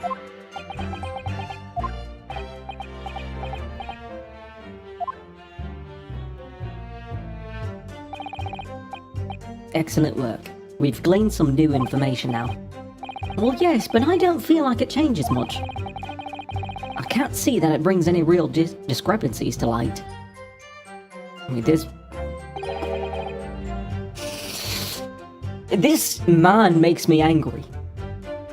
I wouldn't be so sure. And he's supposed to be a student defendant. Like, he's learning the ropes, I get it. But at this point, I would expect him to be able to deduce with pure, simple fucking logic. I hate this. Let me see that medical report card you got before. Are you gonna actually read it to me? Do I not know how to read for myself?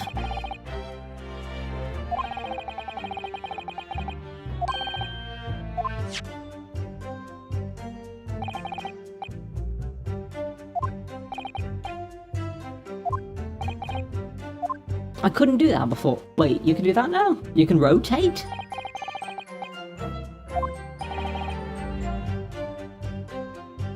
Using that?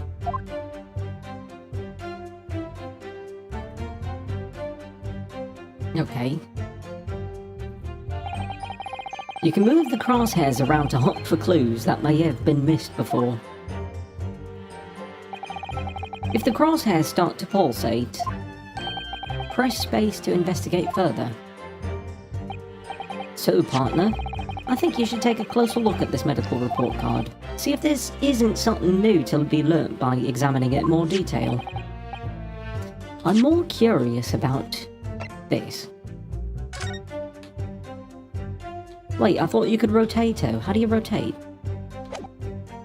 No, what do you do? Rotate.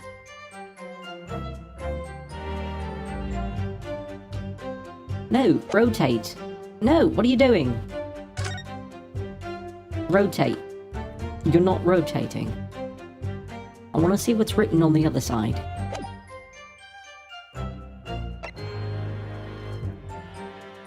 You're not let...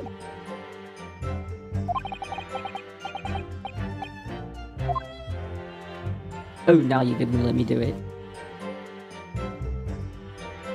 Oh. Okay.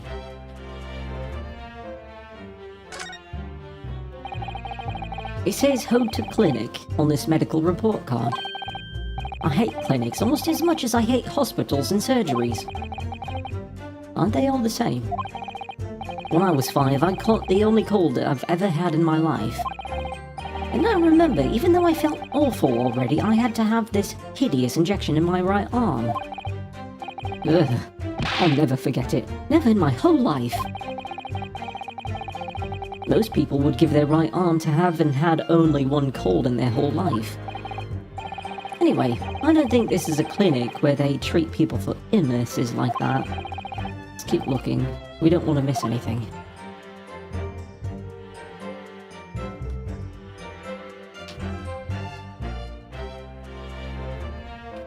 We'll look at that in a moment.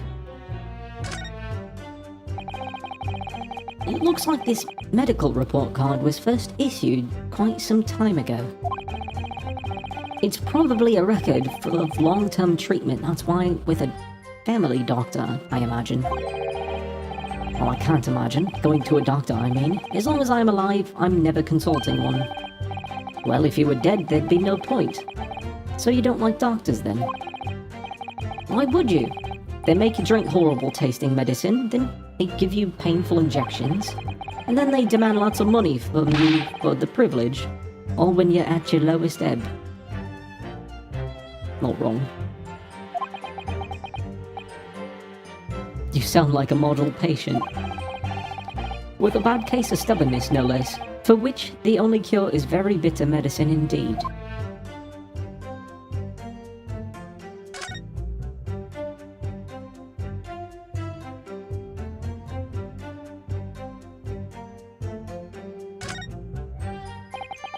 Let's have a look. This is some kind of medical history. Ah, and there's an entry for the day the professor was killed. Extraction of molar with topical anesthesia. Extraction of molar? You mean he had a tooth taken out? It would seem so. Just before the incident, he had a bad tooth. So you mean to tell me that none of these people have looked at the evidence that they're presenting?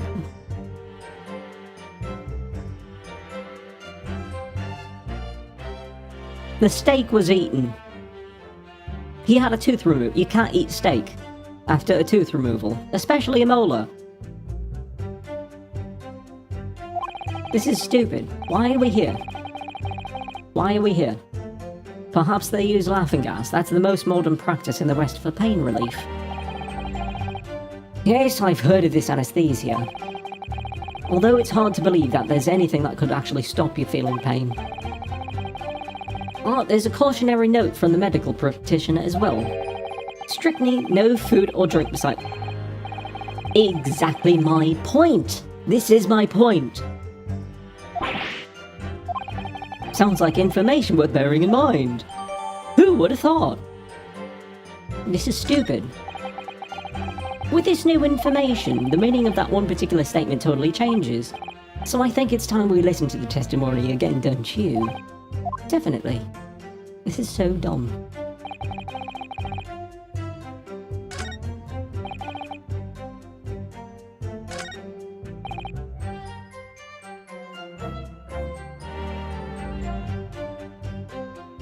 Do I present it here?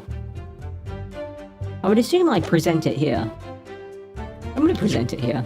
This is stupid. This is stupid. This is stupid. This is all stupid. Wait. Wait, why is it all to play? No. I was trying to present. Did I hit the wrong button? Oh, I hit the wrong button. Okay. Faster. Faster, faster, faster. Faster. We've seen this already. Come on. Come on.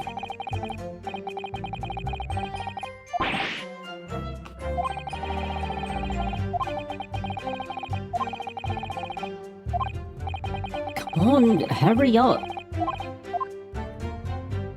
Back. Present. That statement is clearly odd. What do you mean, no? What appears to be odd is the way you're presenting yourself.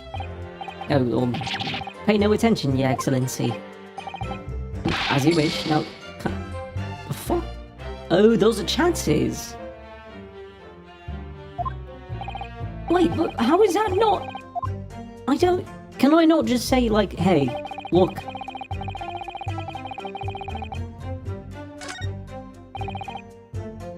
Dining. Okay, that one. Present. Oh, the music stops when you get it. Well, I think, about what are you wittering, lad? Call yourself a lawyer. I wish I could, but first and foremost here, I'm the accused. But you know, Skay, everyone stumbles on their words occasionally. Under the circumstances, I wouldn't worry about it. Thanks, Kazuma. You're so cute, I love you. I could see it clearly in that cross-examination you just carried out. When you raised your hand straight up like that, so purposefully, you knew exactly what it was you wanted to say. Don't feel like you have to choose your words carefully, just say what you're thinking. Alright, and thanks for the advice. You're so daft. Korikuta-san, this is a medical report card belonging to the victim. No, I see, and I don't see. What of it, boy? Comparing what is written on this report card with your witness statement. Something clearly doesn't add up.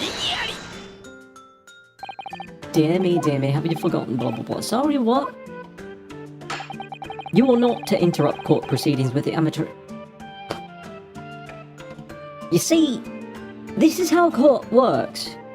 You have a right to present evidence during a cross-examination to point out discrepancies and try to throw out the witness testimony, which is what I'm trying to do right now. But let's see if I can explain in words you might understand. It was after 2 PM in the afternoon when the victim was murdered at the restaurant. Whatever he may or may not have done before that time is completely irrelevant.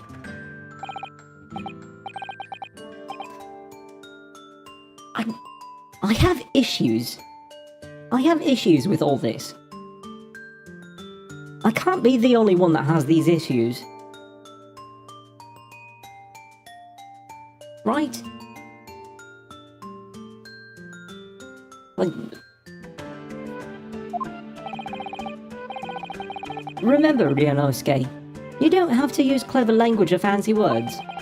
Just make your point. Your Excellency, I believe we're finished here. This is surely not... This is like some sort of criminal organization type deal, isn't it?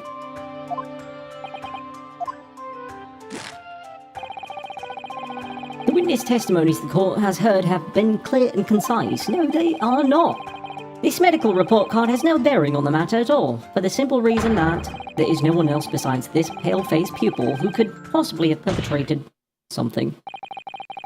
This medical report card has nothing to do with the case? Do you really believe that? That outburst half petrified me, boy. Of course I believe it. How could it possibly be relevant? Perhaps because Hota Clinic, which issued the report card, is a dental clinic. A dental clinic? Is that supposed to mean something to me? Perhaps if I told you that the victim had just had a tooth extracted. What's this now? And furthermore, if I told you that, as a result, the victim had been forbidden from eating... You know, this would also put you into contempt of court because you are withholding evidence. Why the fuck am I here? Why the fuck am I here? I want an answer. This is ridiculous. Just what are you trying to say, Cadet? He had orders not to eat, so what? So he had a fucking steak? Come on. Come on. No food or drink other than water for 3 hours post-procedure while anesthesia wears off. Time of death was 2 hours after. 1 hour. A little after 1 hour. I shouldn't even be here. Korikutsu-san? What, boy? What? As you just heard, when he was killed sometime shortly after 2 p.m., the victim couldn't have been eating anything at all. No. Additionally, there's more. You have assured that court with unwavering self-confidence that the victim was dining alone. Well, that cannot possibly be the case. Because the victim, as we now know, had just had one of his teeth extracted and was still experiencing the effects of the anesthetic. Expertly done, partner.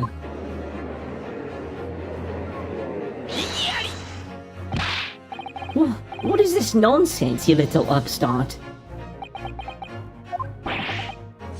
These are baseless accusations. Just look at that photographic evidence. Yeah, with the partially eaten steak, you dumb shit. Come on. Come on. Yeah, you can... Exactly, you can clearly see a plate of food at the victim's table that is half eaten. Should I even be here? Use your head. That's the very discrepancy we're talking about. Or can't you follow the logic? How dare you? I think it's fair to say that the tables in this restaurant case have turned. Wouldn't you agree, Ryunosuke? Yes, most definitely. Dipshit. So, having just undergone some dental surgery, the victim was unable to eat. Which leaves one very crucial conundrum. Who, in fact, was eating the pictured beef steak? The woman that everybody's paid to believe that wasn't there.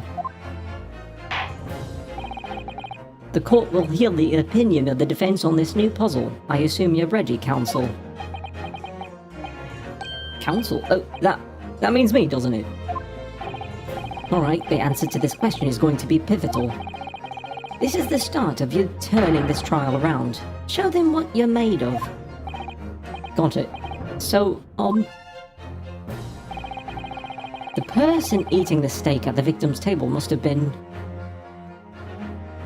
an as of yet unknown third party, of course.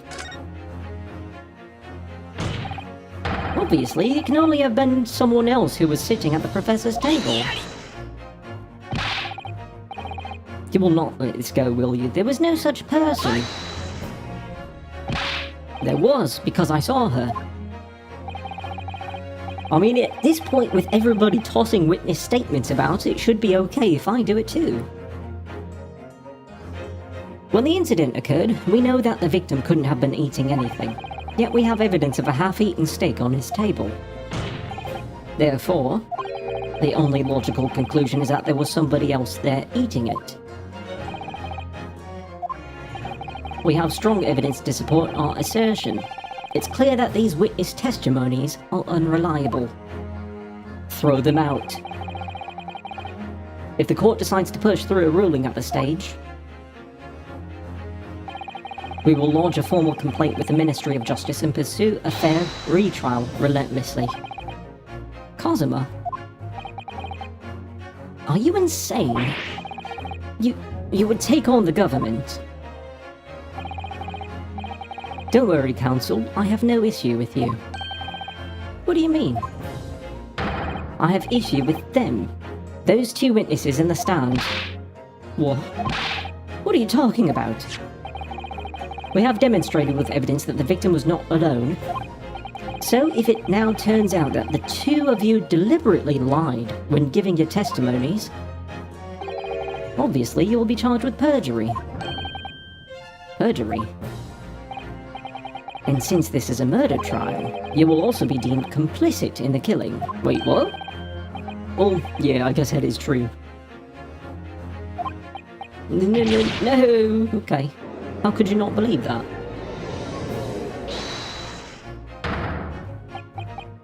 Negative. There was no mention of this at the tactical meet. What meeting? You had a meeting?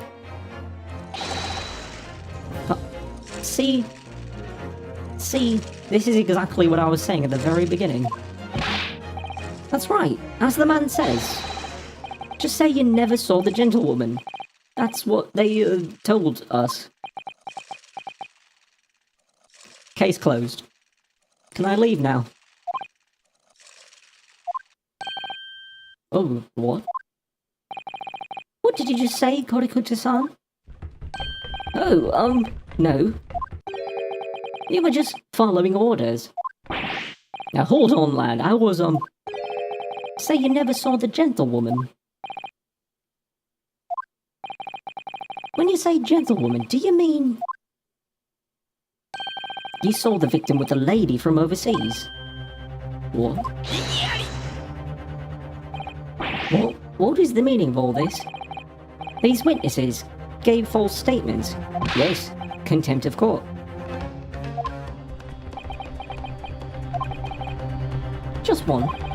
Just one simple slip of the tongue.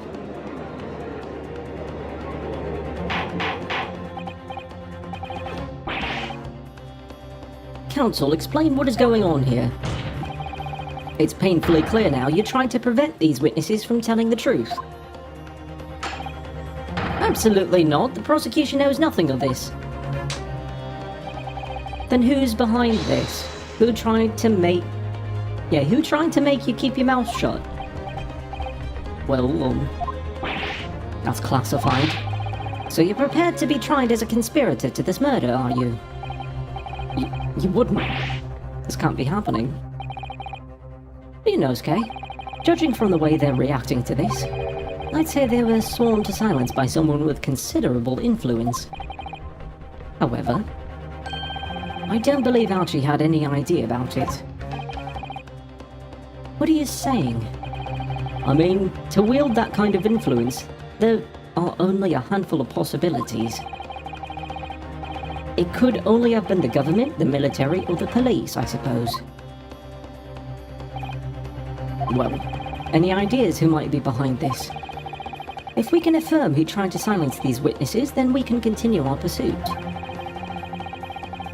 So we need to name whoever it was who tried to make the witnesses keep their mouths shut. Wait, we don't do this in court. Court would be held.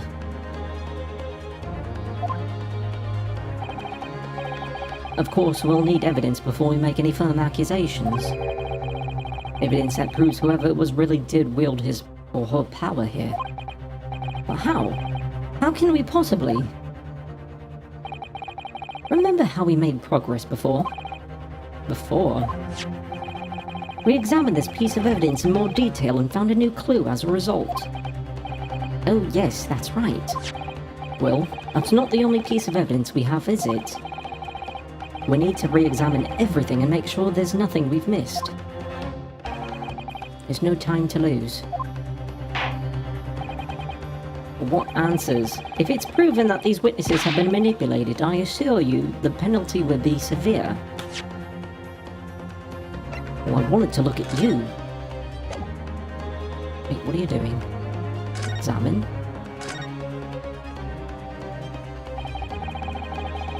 This plan of the restaurant raises a number of questions, I think. Definitely. It's supposed to show the relative position of everything in the moments following the incident. There's nothing to show the woman you saw. You say you saw there. Exactly, and that's not all. Look here in the upper left where it says kitchen. Oh yes, what of it? No one would use those complicated characters to write kitchen, especially not if they were in a hurry. Exactly. That's what I was saying before too. Do you mean you don't remember those characters yourself, don't you? Study harder, Renosuke.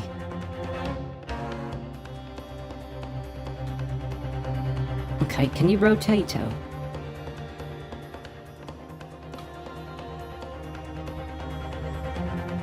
I mean, it's... You can't... Oh, you had to rotate like that. Oh, that's weird. Chief Inspector Satoru Hosonaga, Primary Criminal Investigation Division, That's who did it. Well, that's unexpected. What is? Look, do you see it says the witness's name here? Satoru Hosonaga. Well, yes, business cards do tend to show the person's name. That's sort of the point. But he's a waiter. So he's a field agent. He's undercover. Because they were going after the thief.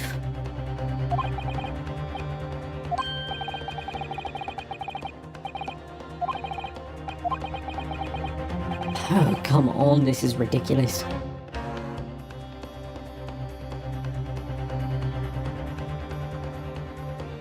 Longest line, what?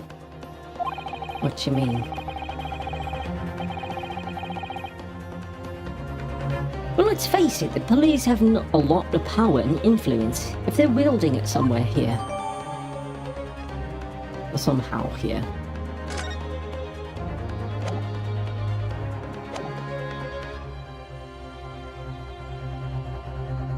If it's proven that these witnesses have been manipulated, I assure you the penalty will be severe. Please wait. Your Excellency, I had no idea about any of this. I swear to every Shinto god. Shinto. I knew nothing. And what does the defense have to say about all this? Well, Your Excellency, no time to think. I'm just going to have to close my eyes and shout out the first name that comes into my head. You're gonna be daft, though. Don't be daft. Besides the prosecution, the only person with the necessary influence to manipulate witnesses is...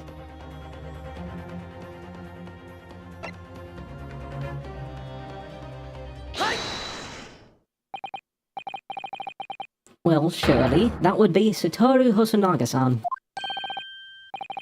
The waiter who took the stand earlier. Poppycock. What possible reason would the waiter have to make these witnesses give false testimony? Not to mention the fact that even a head waiter could not possibly have that level of influence. For once, I would agree with you. If, that is, the man truly were a waiter. If he truly were. Come on, Ryonosuke, time to hit this court with the truth. The truth about Satoru Hosanaga's real identity, proven by the evidence, is... you. The plan of the restaurant sketched by the man in question. I agree it shows a great deal of attention to detail, but I'm not sure we can conclude anything. Sorry, Your Excellency, that's the back of the card. It's the back of the card that's of interest. I beg your pardon? Well, perhaps I should have said the front. Yes, it's the front of the back of the card. This man. That's where the telling detail is. You're so daft. Everyone here is daft. Would somebody please explain what this overexcited student is? Look at the fucking front of the damn card. He sketched the plan of the restaurant on the reverse side of his business card. The front of the business card reveals the man in question's profession, his true profession. Well, that's surely good. Good gracious. That's right, Your Excellency. The card reads Chief Inspector, Primary Criminal Investigation Division, Imperial Police Bureau. What? The waiter is a police detective? I haven't heard any mention of this before. Why haven't I heard any mention of this before? The Imperial Police Bureau has immense power. Absolute power as far as regular civilians are concerned. So witnesses there in the stand. Was it in fact the waiter who gave you your orders? Was it he who told you not to mention that he had seen the foreign gentlewoman at the scene? Well...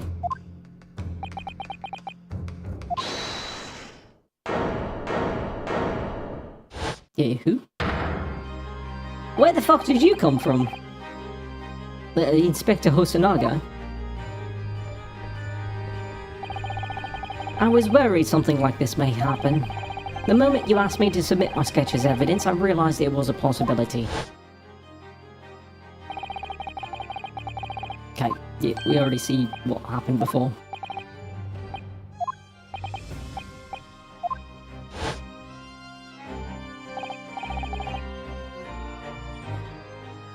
Yes, I remember now. He did act strangely when the judge asked him to hand over his business card. I strive to carry out all investigations flawlessly. It's my guiding principle. But I let myself be distracted when I made that sketch. It was an unusually careless mistake. So you mean to say, you really are a detective?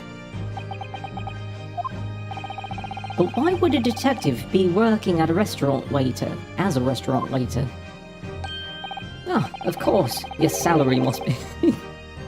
I was working undercover. I was right. There's been a series of incidents at the restaurant lately. In order to investigate, I decided to get a job there as a waiter working undercover. Incidents at the restaurant? What kind of incidents? That would be classified police information, which I am not at liberty to divulge. However, I can state categorically that they are unrelated to this case of homicide. As we've learned time and time again, that is not the case. Very well then, Inspector Hosonaga. But you will elaborate at one point for the court. Of course, Your Excellency.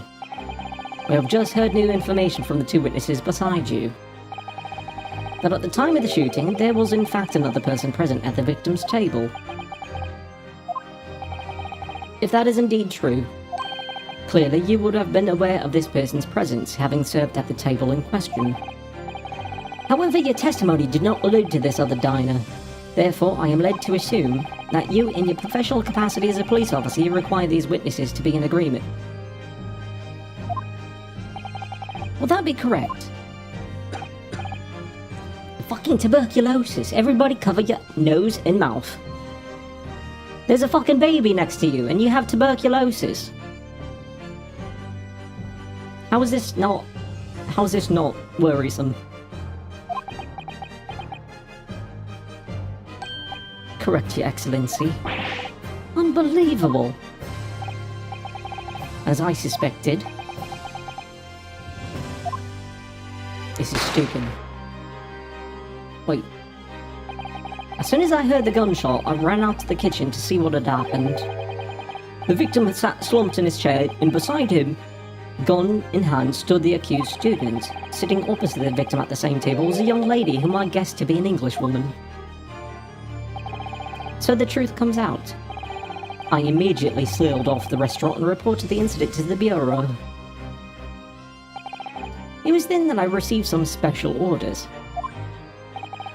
Special orders? You mean to say, remove the Englishwoman from the scene at once. It was made clear that the Englishwoman's presence at the restaurant was to be concealed. Those were my orders. Well, they didn't say conceal now, did they? But what if this English woman was the killer? I think it would be in everyone's best interest not to pursue that idea.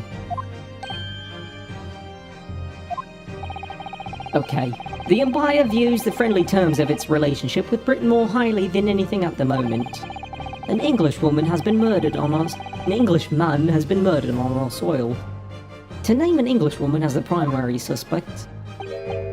Well, without irrefutable evidence, that would be completely out of the question. So that's the reason for the disappearance of the Phantom Woman in this case. But it's not right. Exactly. It's still contempt of court regardless of orders.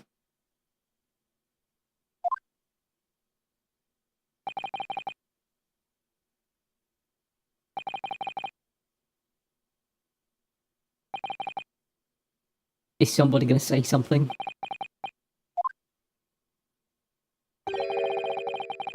One possibility does spring to mind. What do you mean, Cosima? UMA University is currently hosting a number of exchange students from Great Britain, and I'm fairly certain that one of them studying in the medical faculty's research laboratory is a young English woman. What? You're a shrewd man.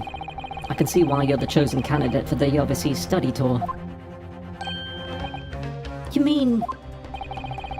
When I removed the woman from the scene of the crime, I thought it prudent to check her identity first. Then the court demands that you name the lady in question at once, Inspector. The Englishwoman sitting at the university professor's table was a certain Miss Giselle Brett. That's not her name. That is not her name. She is indeed a foreign student studying in the research laboratory of UMA University's medical faculty. What is happening here? How are we still continuing at this point? Court should have been held in recess while I try to figure out all this stuff. I admit that under orders from the police bureau, I erased all evidence of this lady's presence at the scene, and ordered these witnesses to make no mention of her in their testimonies. This is rigged. It must now be up to Your Excellency to decide how to deal with this situation. Very well, my thoughts on the matter are as follows. Thus far, the case presented to the court has been underpinned by a particularly critical premise. Namely, that the victim was dining alone. However, as we have now discovered that this premise is false. It would be a desecration of our justice system to ignore the truth and give a ruling at this point. You can't object to that. You can't object to a fucking... You'd be held in contempt for that. That would mean missing the noon deadline of a ruling in order to send the telegraphic report to Great Britain. Our own government will surely be very displeased by such actions. Calm yourself, Counsel. I will not allow the government of our country or any other to influence the proceedings in my courtroom. At least for once he says something smart. Inspector Hosanaga. Yes, sir. You will locate this Giselle Brett and escort her to the courtroom with the utmost urgency. Why are you... You can't trust him at this point to do that. You have bailiffs. Get a bailiff to do it.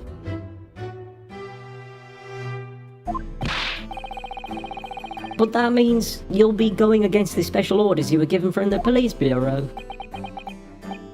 As I said before, it is my guiding principle to carry out all investigations flawlessly.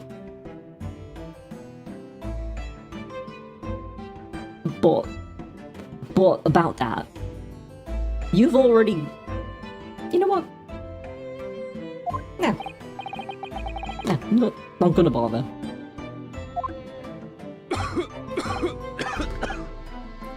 This man! He's spreading tuberculosis everywhere. He's probably gonna die. Nothing will get my way, except for your disease. Court will adjourn briefly. The prosecution must call the English student Giselle Brett to the witness stand. Do I make myself clear? Yes. Your Excellency. Good. Then we will have a 30-minute recess before reconvening. This is so fucking daft. I shouldn't even be... There should be a ruling that I'm free to go at this point.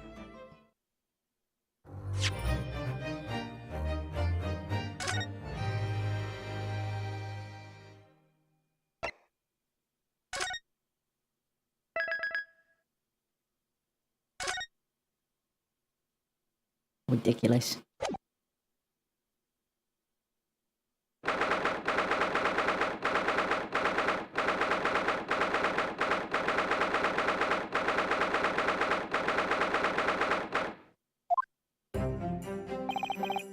Excellent work, Nosgoth. That was superb. Ugh, my heart was in my mouth the entire time. It was almost unbelievable. I mean, looking at you in there. You were drenched in sweat, your eyes popping, your knees knocking, and you were grinding your teeth. It was a grim sight, but before I knew it, you'd started finding inconsistencies in the testimonies. I think you might have a natural talent for being a lawyer. Forget it, it's terrifying.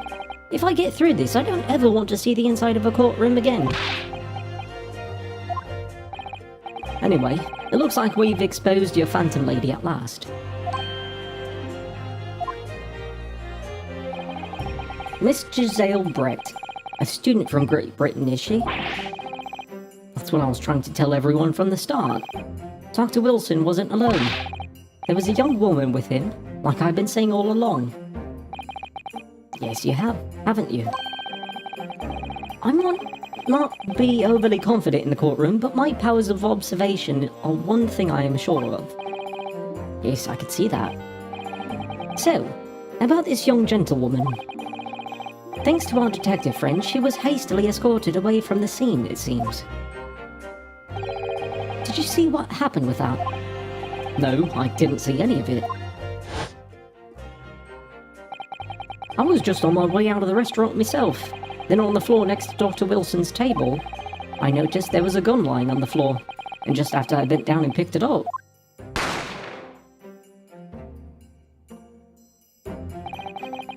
I didn't have time to think about where the sound of the gunshot came from. The waiter ran over to me looking as white as a sheet, and he bundled me into some sort of small pantry next to the kitchen. Hold on.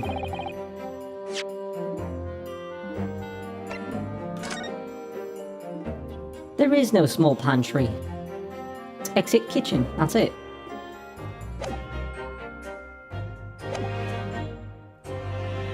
Fast thinking by the detective, he apprehended his suspect without a moment's delay. Yes, and because I was shot in the pantry, I have no idea what happened outside the dining area. Ah, there you are. Well done, both of you.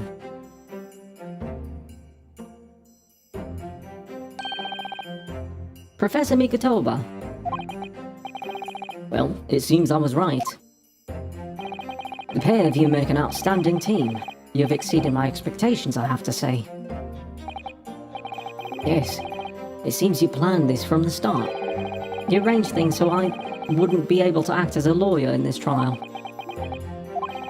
Our modern country is still in its infancy, our justice system even more so. You're telling me. Which is why I firmly believe that we need to send our brightest young stars overseas to learn all they can. I wanted to avoid a situation that may have resulted in your study tour to Great Britain be cancelled. Well, it makes no difference. Lawyer or otherwise, if I'm the kind of man who can't help his best friend avert the worst crisis of his life, I shouldn't waste everyone's time by going to study overseas anyway. What? What are you saying, Kazuma? So that's your stance. I was afraid you'd feel that way. Kazuma? Well then, it looks like it all comes down to you, young man. To me? Yes, you need to prove your innocence and uncover what really took place in that restaurant. I must say, I very much want to know the truth. After all, I have a personal connection to this case. Come to think of it, he did say the same thing earlier this morning, didn't he? If you don't mind me asking, Professor, did you know the victim? Yes, I did.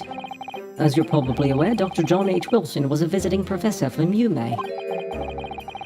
And it was I who invited him. Oh, I see. I didn't know that before. Anyway, you're about to go into battle. The victim was a university professor from Great Britain, and a well-known one at that. Naturally, our government is looking to identify and punish the culprit as quickly as possible. But let's not forget who we're going up against. The gentlewoman whose involvement our police bureau went to extraordinary lengths to hide. Yes, and I'm sure that the prosecution will be using every tool at their disposal to quash a case. But I've no doubt that you pair will put up a good fight right to the last. Best of luck. Thank you. Now then. I need you to run an errand at the university at once. There's something I think we may need. Of course. Good luck, Kazuma-san.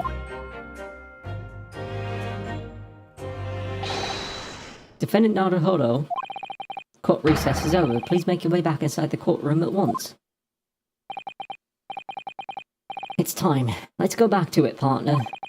Let's go in there and deal a decisive blow. Before those old fossils know what's hit them. Oh, Kazuma? What? Thank you, really. What for? Well, if you hadn't said you believed me then, I'm fairly sure I'd already have been found guilty by now. Look, I have faith in you. As a lawyer, and as a friend. Coming from you, that means a lot. If I'm found guilty in this trial, he's really going to give up on his dream of studying abroad. That's the kind of true friend he is. So this isn't just my battle anymore. Whoever we're up against, we absolutely cannot afford to lose. Alright then. I'll save the thank yous for after the trial. You can treat me to one of those sukiyaki meals I like from Yume Cafeteria at University Street. With an extra large portion, of course.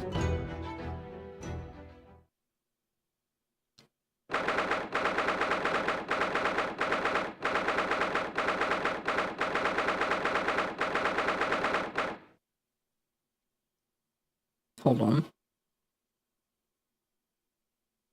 Okay.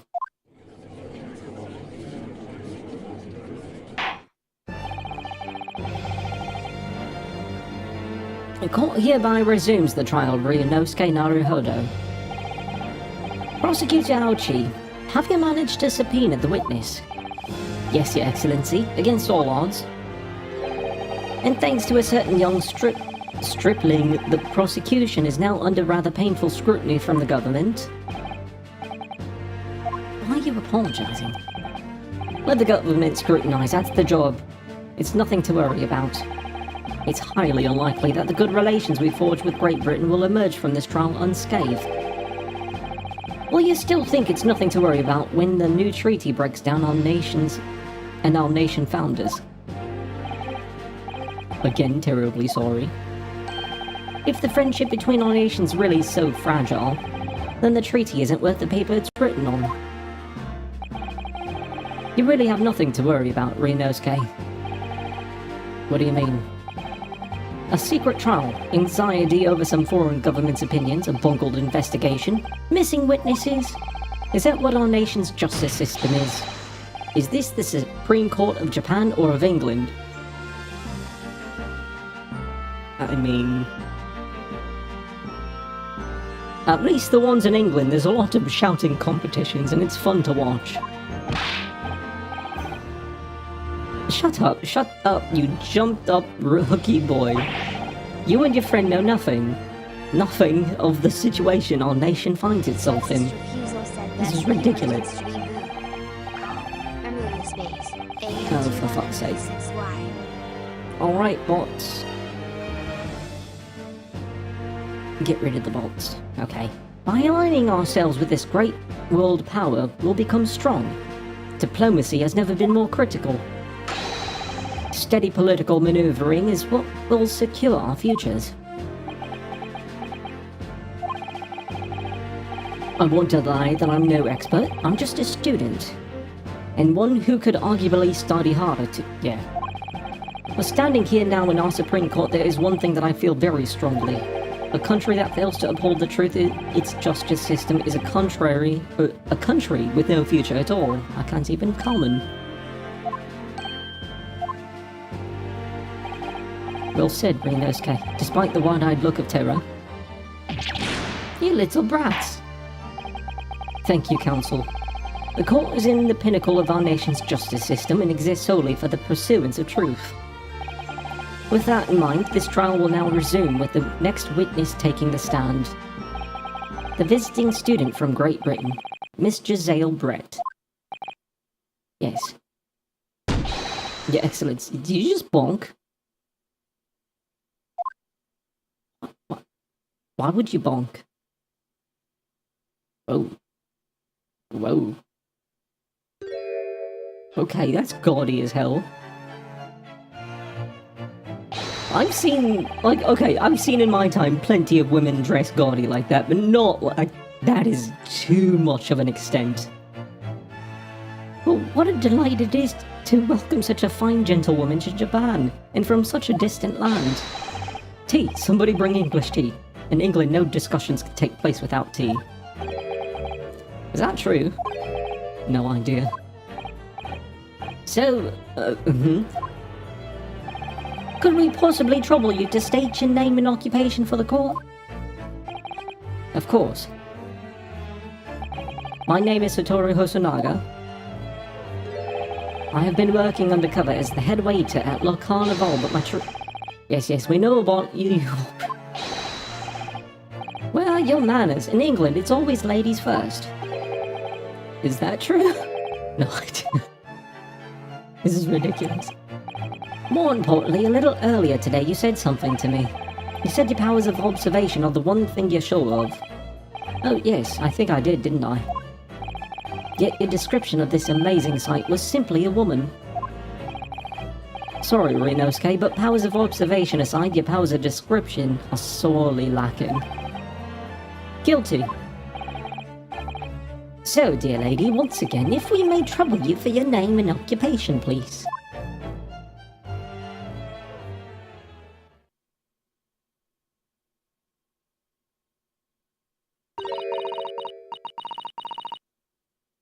What?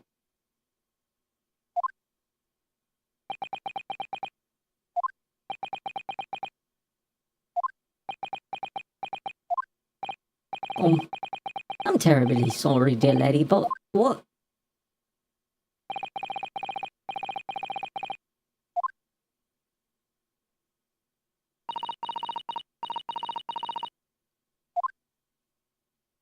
Gonna be translator? Yeah. The lady says her name is Giselle Brett. She comes from London, England. She's a visiting research student currently enrolled in Yuma University's medical faculty. Oh my, what a rare treat to hear the dulcet tones of the delightful language of the British people. I'm afraid I don't understand a word you said, but it was as beautiful as a hummingbird song. As far as I could tell. The detective is translating her words faithfully enough. Yes, I agree. What do you mean you agree? If you agree, does that mean that you could have read what it said down below? Because I couldn't read anything. You'll obviously do fine in England, Kazuma. English doesn't rattle you at all, does it? Nor you. You've clearly been paying attention in the English classes, Renosuke. The court thanks the beautiful lady for taking the stand. Now, if we may trouble you to confirm something, Miss Brett. 3 days ago, at a restaurant called Le Carnaval, a grim murder took place. The court has been led to believe that you were dining there with the victim, Dr. Wilson, at the time. Is that correct?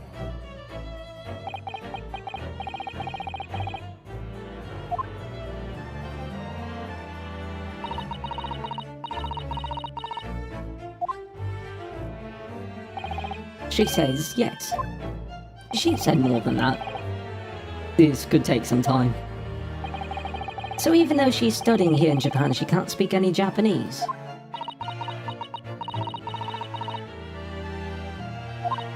But she understood it, clearly enough.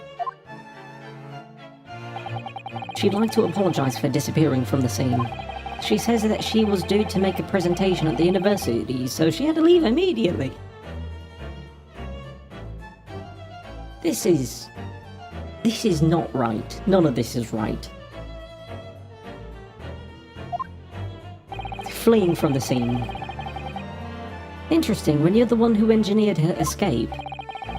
I was just following special orders from the Bureau. Well now, dear lady, would you be so kind as to cast your eyes over this photographic print? Seeing as you were so unfortunately present at the scene of the crime, could it be that your resplendent eyes caught sight of the wicked perpetrator, perhaps?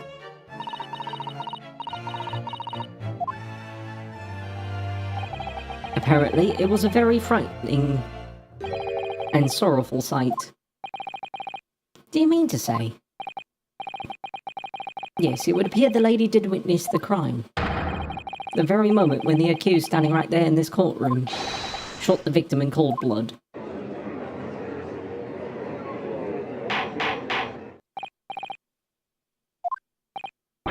Did you hear that, Your Excellency? Here we have an absolutely conclusive witness statement. Well, it looks like it's clear now. Clear who our real enemy is. Unfortunately, I'll have to ask you to formally testify, if you please. Kindly tell the court the exact nature of this frightening and sorrowful sight you described.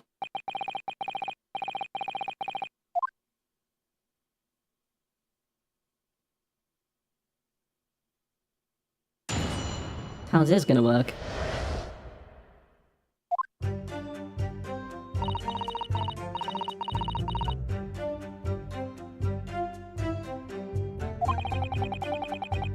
I had arranged to meet for a slightly late luncheon with Dr. Wilson that day. The professor was unable to eat, so I ordered for myself only a beef steak. After a while, the accused came over to greet the professor and they got into a fierce argument. Then, not long afterwards, the accuser took the professor's gun and shot him right before my eyes.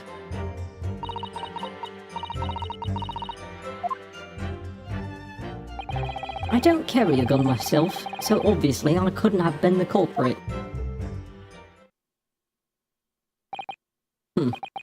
This is a condemning testimony indeed. No, I didn't have any kind of argument with the professor at all. Quiet, you filthy wretch. Look at you, you black-hearted blackguard. And look at this snow-white angel. I'm sure even a dark-minded scoundrel like you can imagine those words the court is going to believe. You're still making the same mistakes, Ryunosuke. You mustn't blurt out what you goaded when you're goaded like that. That's a lesson you need to learn. But he's so annoying. Yes, he is so annoying. Of course, I was at the scene as well. I took statements from this lady and the 2 witnesses who testified before and reported back to the Bureau. It was decided that Miss Brett was not involved, so I let her go. The testimonies of the last 2 witnesses were completely worthless, however. Well, even so, on the day in question, the lady was wearing the same outfit as she is today. As you can see, there's nowhere about her person where she could conceal a firearm. Really? There's 3 places. 2 of them are prison pockets and the other one are her tits. There's 3 places to hide a firearm. You can't tell me otherwise. I would think she could hide her gun almost anywhere in that outfit if she wanted to. Oh yeah, and then there's the outfit. Unless in until the precise location where the witness is to have hidden the weapon can be shown, this is moot. There are no pockets in my outfit. I have nowhere to hide a gun. Those are the witness's own words on the matter. That's ridiculous. If only I was allowed to lift up her dress, I could prove it. Exactly my point. They're 2 prison pockets. Don't think about doing anything rash right now, Nosgoth. But I didn't fire the gun I picked up. It must have been another gun there that day. You're right about that, which means this lady was hiding a gun somewhere. Yes, that's what we have to prove now. And to do so, we will need to pull her testimony apart.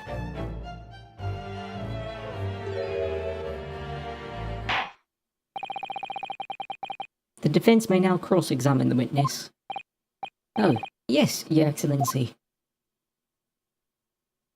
This is so ridiculous.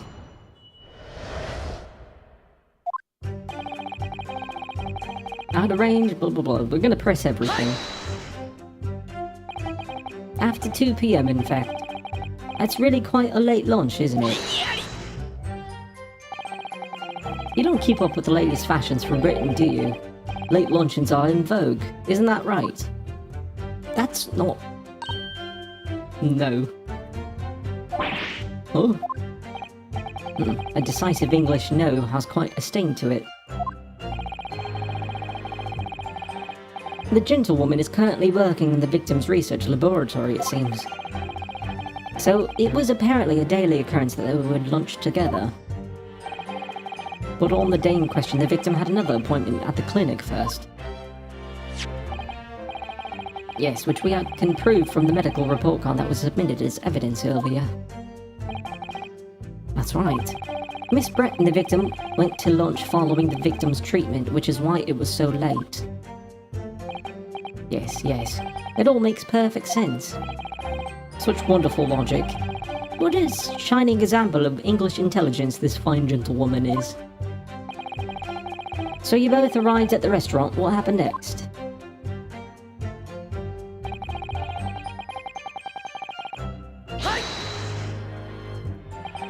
He was unable to eat, you say?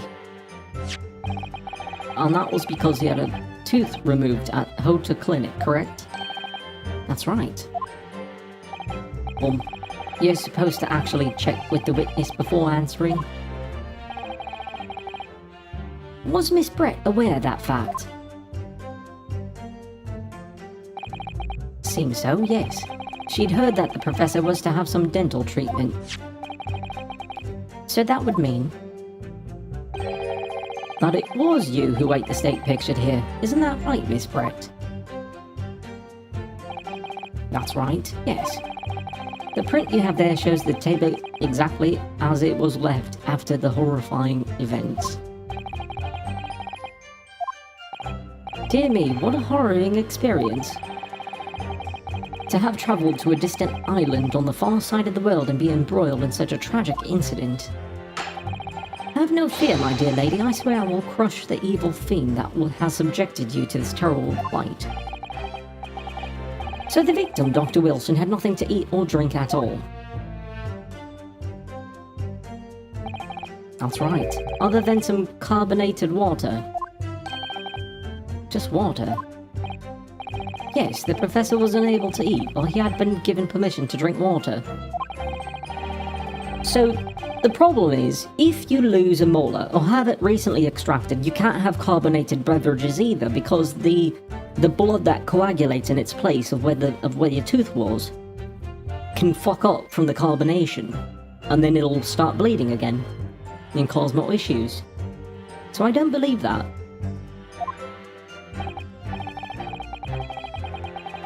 They each raised a glass of carbonated water. What do you think, Nosgoth, about the witness's last statement? It's very meaningful. That last statement of yours, Miss Brett, has a profound bearing on this case. Well, well, how fascinating. Do tell us, what is this profound bearing? The 15 up in 555 said finally. How can you not know? The significance of the statement will become apparent when the time is right. This is ridiculous. Welcome. How are you doing? How was everything? The defense calls for the witness's last statement to be formally added to the testimony. All sidestepped counsel. Very well, Miss Brett. Kindly repeat what you just said to be added to the official testimony. Gladly, she said. She didn't say a damn thing. 55 said doing good. How about you? Yeah, I'm alive.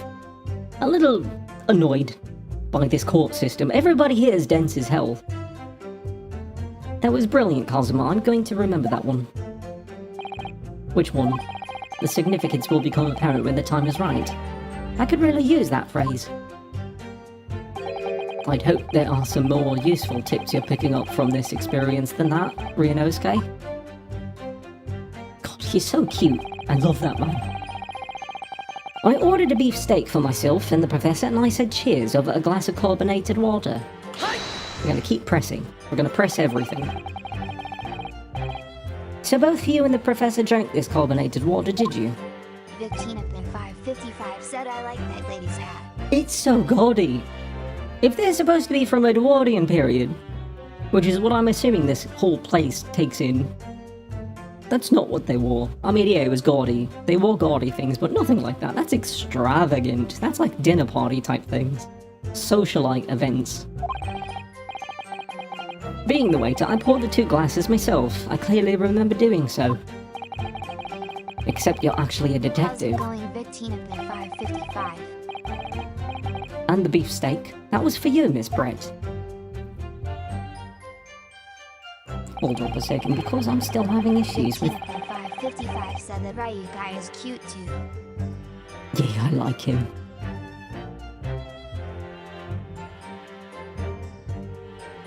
It keeps auto-playing in the wrong thing. Actually, you know what? I'm gonna reboot it real quick and see if it helps.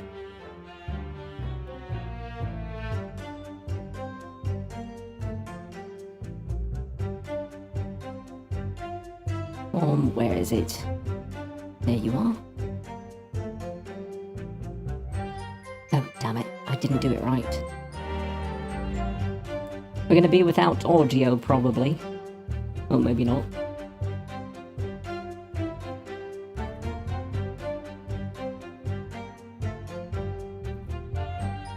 For some reason, my audio thing keeps going out to the wrong output source. Because I don't want the audio from my bot to actually be heard through the realms. Okay, I see, where were we? The lady says that she heard it was not customary to eat beef here until Japan opened its doors to the world. Did I change it back? I did, okay. Yes, that's true. What a frightful place, is the lady's opinion. And I've heard it's not customary to eat sashimi in Great Britain. Now that's frightful. Every country has its own cuisine. As long as people have food to eat, what does it matter what it is? True, come to think of it. The first time I tried carbonated water, it was much more of a shock than the first time I tried beef. But anyway, back to this witness's statement. Somehow, I feel like there's something out of place in what she's saying. We need to pounce on even the slightest thing now. I can't even comment. Because you never know what might lead us to our goal. Our goal of turning this trial around. Understood, Kazuma. I like Kazuma. He's my type of man. He's really cute. And he always has a stern look, and I love that in my man. After a while, the accused came over to greet the professor, and they got into a fierce argument. I never got into an argument with the professor. All I did when I noticed him was go over to say hello. Please don't get angry with me. No, I wasn't directing that retort at you. It was meant for the lady next to you. Well, anyway, as I said, I did not argue with the professor. I'm afraid your words are in vain. Sorry? Miss Brett does not appear to speak Japanese. But she's been... But how... Because nobody translated the Japanese to her, and she's been answering perfectly fine. Are you sure? Japanese is such a cumbersome language anyway. English is the future. We must all speak English. Wow. I'm not even going to touch that one. I wonder if the prosecution will feel that way forever, or only in the presence of a beautiful woman, Well, that beautiful woman is telling blatant lies with a completely straight face. I have to find something that will unravel her testimony, no matter how seemingly insignificant it may be. Anyway, it seems that after the argument, the accused briefly returned to his own seat. That part ties in with what you said, doesn't it? Yes, I still had some coffee to drink. And the next time you got up after that was when I finished my coffee and stood up to leave.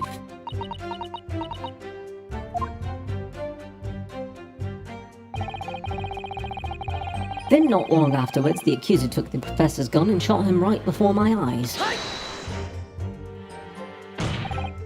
Like I said, I did not shoot that gun. And like I said, there's no point repeating that assertion over and over. Well, I wasn't expecting to be attacked by my own side. Nevertheless, defendant, you can't deny that when the shot rang out in the restaurant, you had a gun in your hand. Well, yes, that's true, but all I did was pick up the gun I saw on the floor next to the professor as I was leaving the restaurant. In fact, yes, there was someone much closer to the victim than me at the time. The highly suspicious lady. That will do, you dirty rotten scoundrel. Dirty? Your baseless accusations could very well cause an international incident, boy. It seems to me that your accusation is just as baseless as ours. What nonsense. The lady is merely stating what she saw. And this is already an international incident as far as I'm concerned anyway. I don't carry a gun myself, so obviously I couldn't have been the culprit. It's all very well saying that, but can you prove it? Absolutely. I verified it personally. You verified it? Yes, immediately after the incident, I checked to make sure the lady was not carrying a weapon. I distinctly remember her saying, "I'm not." That's all you did? You just asked her? Surely you carried out a physical search, Inspector? No. Case closed. Investigation was tampered with from the beginning. Witnesses were coerced. Why on earth not? The honourable English gentlewoman clearly stated that she did not possess a weapon. There was obviously no need for any further probing into the matter. If this was a legit court, this would not hold up. This case would be closed immediately.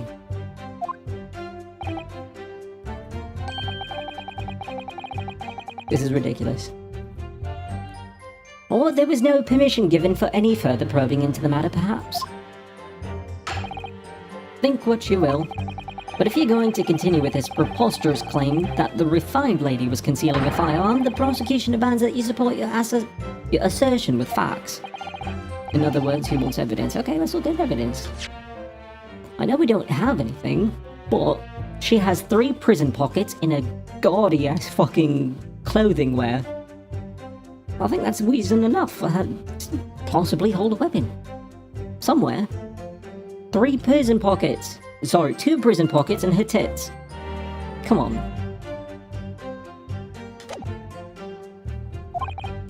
Ugh.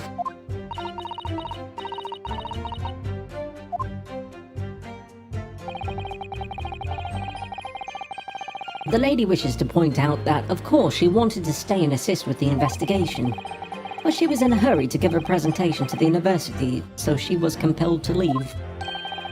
Not to mention the fact that your officer told you to get the woman out of there. No, get her out of there. Not get her out of there, I just urged her to leave. The lady would like to point out that she in no way meant to run away from the scene of the crime, which is why she is only happy to cooperate and testify here in court today, of course. Unlike a certain student who refuses to admit when the game is up. Cross-chatter. Objection, cross-chatter. Make them shut up. You could at least have the courtesy to pay attention when I'm goading you. So she's maintaining that you got into an argument with the professor at the end of which you shot him. Which is an out-and-out, totally unfounded lie. Still, her statement is very compelling. After all, she's an elegant, refined, young, and beautiful gentlewoman from Great Britain. In stark contrast to you, dressed from head to toe in a dull black school uniform. I'm dressed exactly the same way as you are, except for the flapping red ribbons, which absolutely make no sense and defy gravity. Well, anyway, this is our only chance to expose her testimony at the fiction that it is. If we can't do that, the trial's over. Even you, with your thick skin, must be able to feel the murderous looks you're getting from around the brim.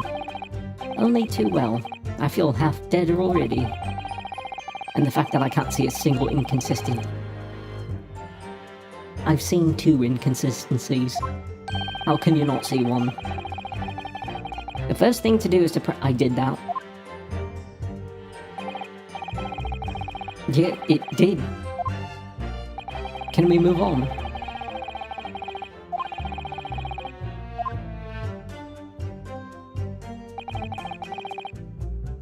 No. Possibly that. I'm gonna assume this is supposed to be with this one. Shit, the music is still playing. I chose the wrong one.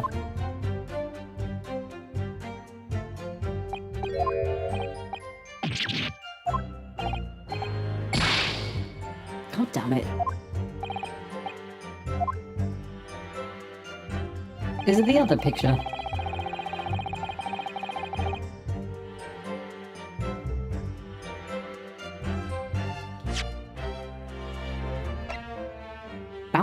Oh, that's the one that actually has the half-eaten steak. There we go. That's it. Let me just confirm something, please. It's to do with this photographic print. Just a short while ago, you spoke with this print showing the victim's table at the scene of the crime. That it was exactly as it was left.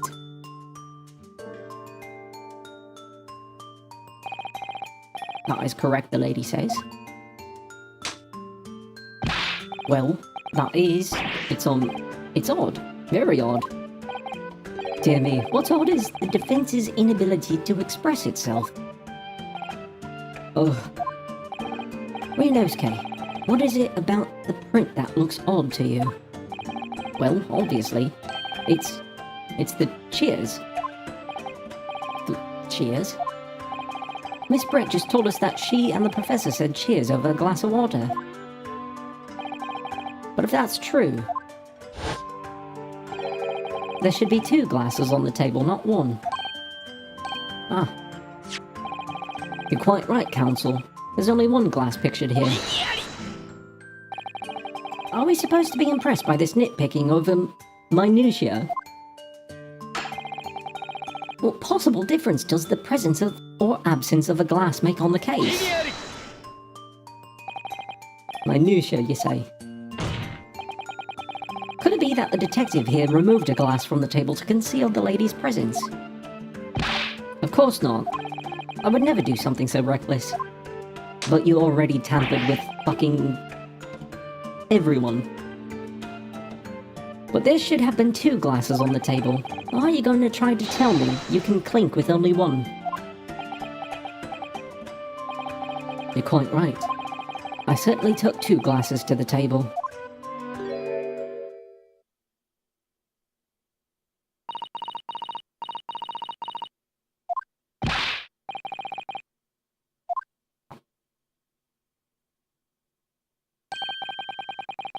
It would seem that it was Miss Brett who took the glass from the table. Why? It was also terrifying, everything that had happened. I panicked and thought I should try to hide the fact that I'd been there at all, she's saying. Good gracious.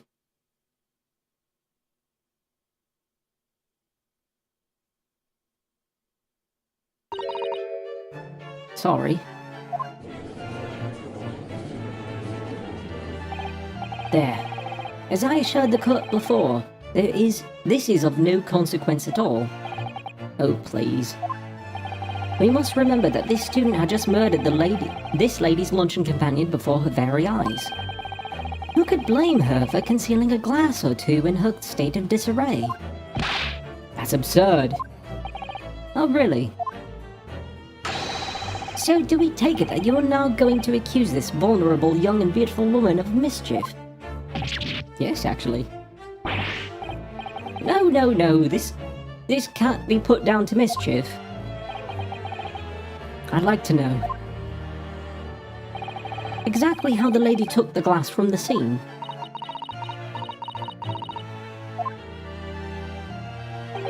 It would seem that she slipped it into a small handbag she was carrying. A handbag, you say? Yes, Your Excellency. A small handheld pouch commonly carried by well-to-do women in England. So the beautiful lady has very graciously explained how and why she removed the glass from the scene now. However, the fact remains that this glass has absolutely no bearing... I call upon evidence her fucking handbag. Simple as that. The student has been trying to confuse the court with logical reasoning, but with logical How is logical reasoning confusing, you dipshit? Are you kidding me? Are you kidding me? The fact of the matter, as well as that, even the judge is complicit to his bullshit. The judge is dense as hell. No more pretentious accusations. You have wasted enough time already. This is so dumb. All of it is dumb. Indeed, the lady has offered a satisfactory explanation as to why she removed this glass. I think henceforth we can consider the matter to have no bearing on the case. Counsel, for the defense, are you in agreement? Well, I don't know really. If you want to pursue this matter further, you're going to need to show that it has some deeper significance. Well, they stated that she has no place to hold a gun. Yet, she had a fucking handbag. You can't tell me otherwise. So she took the glass away in her handbag. If there's a deeper significance, that it's the handbag. Wait, the lady put the glass in her handbag, you say? Yes. Do try to keep up. It's already been explained to the court that all English gentlewomen carry handbags for small items. Let me see. A little while ago, Miss Brett stated the following. There are no pockets in my outfit. I have nowhere to hide a gun. I mean, that's true. I mean, it wasn't her outfit, it was her handbag. What she forgot to mention was her handbag, in which it would be perfectly possible to conceal a gun. Well, okay, so, in my time, handbags were pretty small, technically speaking, but they did make firearms that were small enough to actually fit in them. In fact, it was actually pretty well known that, especially during, like, large type of dinner parties and stuff like that, that quite a few women were packing, so it's possible. Well done, partner. I had a feeling you'd pick up on that too. What are you insinuating, you vile blackguard? It's really very simple. The gunshot was heard when the defendant picked up the gun from the restaurant floor. As he didn't fire that gun, we can deduce there must have been another firearm at the scene. The true murder weapon, if you will. You can't seriously be suggesting. Inspector Hosonaga? Yes? Did you or did you not search Miss Giselle Brett's handbag on the day of the murder? No, sir, I did not. As I thought. In other words, another gun. The one that was actually used to kill the professor. Could have been hidden in Miss Brett's handbag. This is so dumb.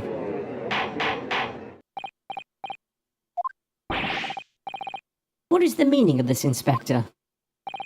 The meaning of what, Prosecutor Ouchie?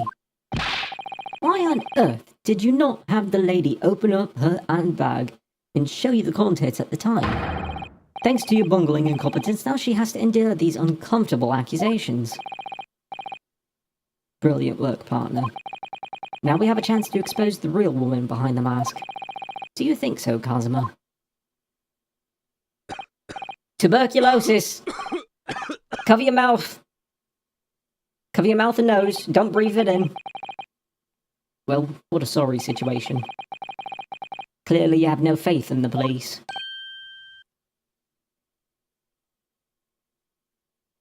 Can you tell me... you know what? I want to kill this man. As I said... never mind, he's gonna die of tuberculosis anyways. I don't have to kill him. As I said, I did not search the lady's handbag after the shooting. Simply because... it was unnecessary. In what way? I ought to thank the student lawyer, really. I have a piece of evidence here that I had completely forgotten about. You can't... you have to actually present evidence earlier. This photographic print, unless you have something significant about it. It's a see-through... it's a see-through. It's a see-through. This print is of a wait, hold on.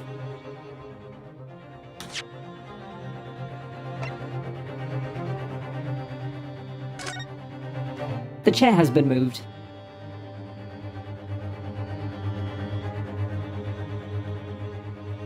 Tampering with evidence.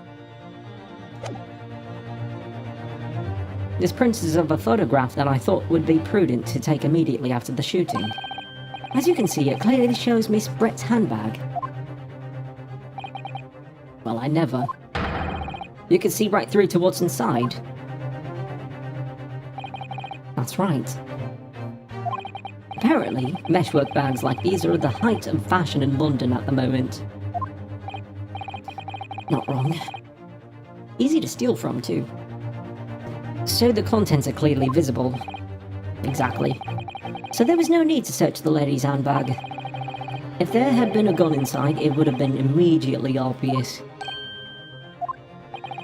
As you can see, there's nothing to imply Miss Brett's guilt here.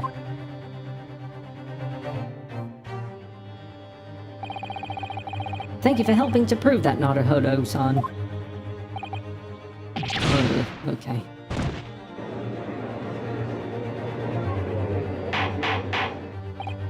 Two prison pockets and tits. There's still that.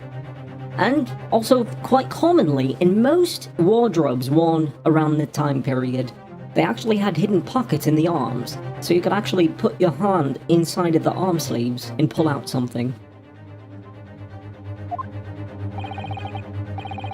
Inspector Hosonaga, you will submit that print as evidence at once. Certainly, Your Excellency.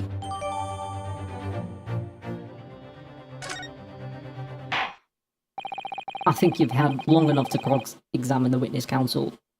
We haven't. We have not.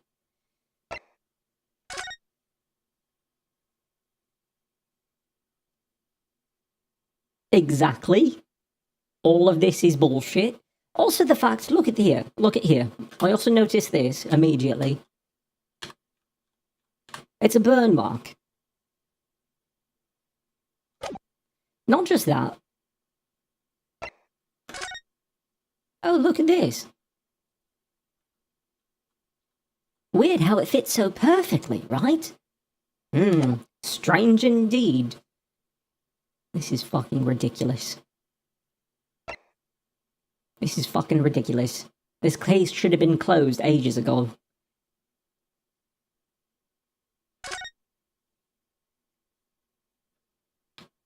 Can you hover on things and highlight it? No? Okay.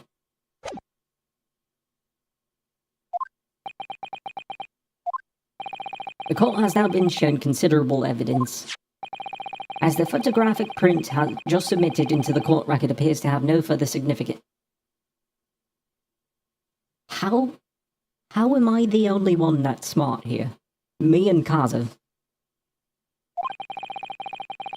I'm satisfied that there's no longer any room for doubt in this matter. I must make my ruling. Indeed. And there is only one logical conclusion. That the pathetic rookie slumped over the bench before us is the only possible perpetrator of this crime. No. Just when I thought I was beginning to turn things around, I'm in a worse situation than I thought I was at the start. Come on, man. You're smart as well. Kazuma. I'm sorry, Rena. Am I only the smart one around here? Now that the cross-examination of the witness is over, there's no way to force the trial to continue. What, you mean this is it? I must say, you put up quite a fight for a rookie student, but the weak are meat, while the strong eat. You were wasting your time. There is no way to defeat true justice.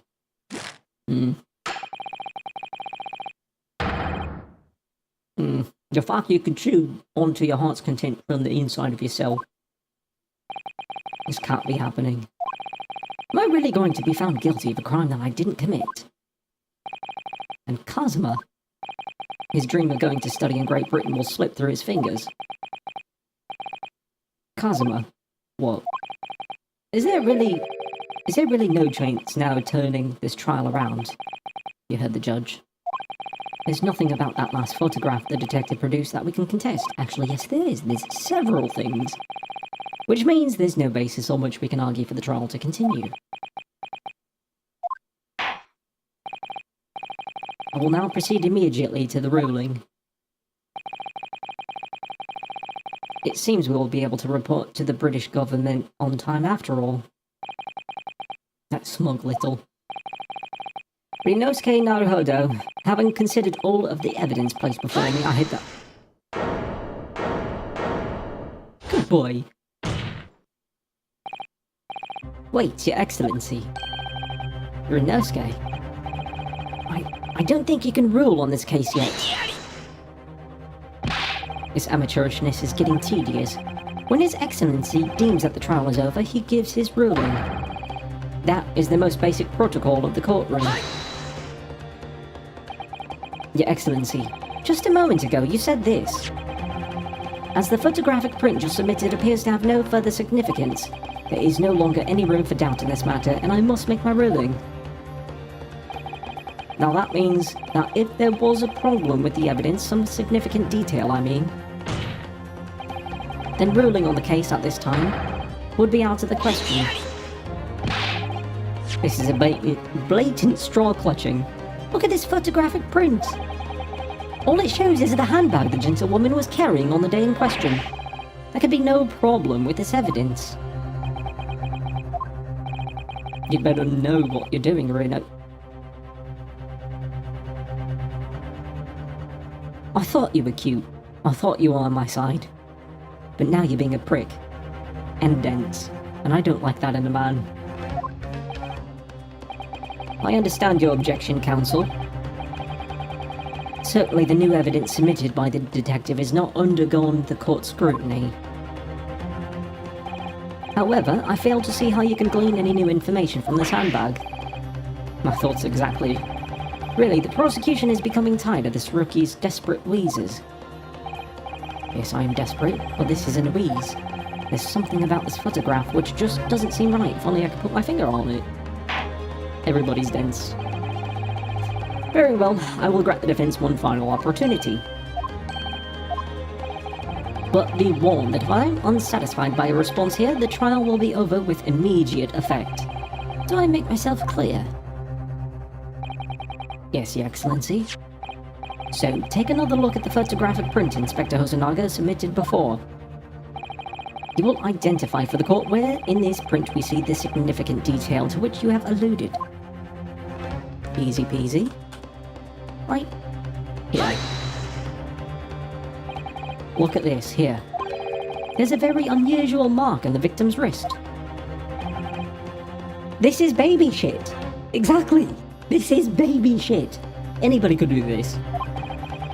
It looks almost like a burn of some description. Dear me, I was pondering what new piffle you would come up with. A burn, you say, on the victim's wrist. Clearly that was nothing whatsoever to do with the magnificent lady's handbag. Yes, that is a burn mark, you're right. Go on, Inspector.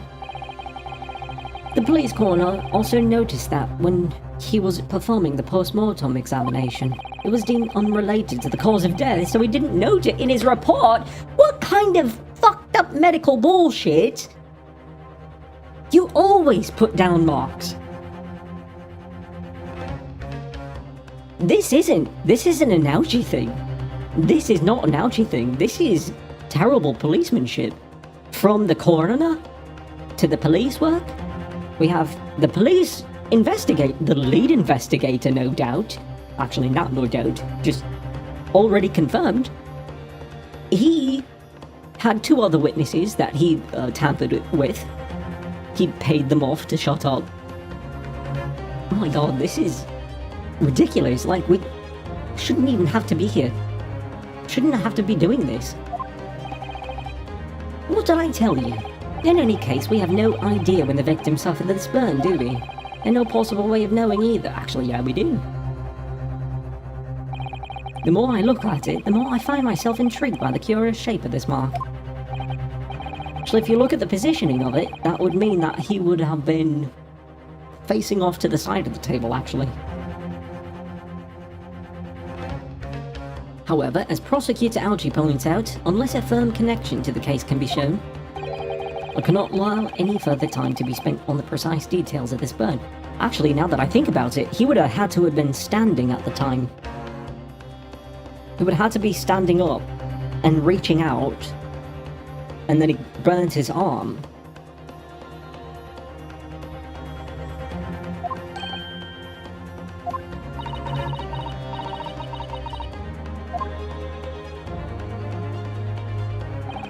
Excuse me, Your Excellency. It would seem Miss Brett has a lunch appointment with the Dean and other university staff. She would like to know if she may be excused from the stand now. No. Oh, of course, dear lady, we shan't. You have no right in saying that. You're just counsel. I'm quite sure His Excellency is about to give his final ruling anyway. What's your thinking on this, Ryunosuke? Do you believe this burn does have something to do with the case? To be honest, I'm not really sure. But if I don't keep pushing, then it's all over. So I was thinking I should keep digging and digging in the hope that I might uncover something useful. Yes, you're right. I am. If we can just link that burn to the case, if we can do that, we might be able to prise this shutting door back open again. Just give up, counsel. You can't possibly hope to do that. Indeed, I'm afraid that without evidence, I really can't allow you to pursue what is little more than conjecture. Everybody's seen the evidence. You have plenty of time to review it. But if we had evidence that irrefutably linked the burn on the victim's wrist to the case, then you would allow it? I would, yes. To tell the truth, I hadn't noticed that burn. But as soon as you pointed it out, what I did notice was the colour draining from Miss Brett's face. Really? I have to find some link between that burn and the case. she stated already that it was her steak dinner. What doesn't make sense is the final position of the dead body. So then the defense will now present its evidence to the court. Okay, easily.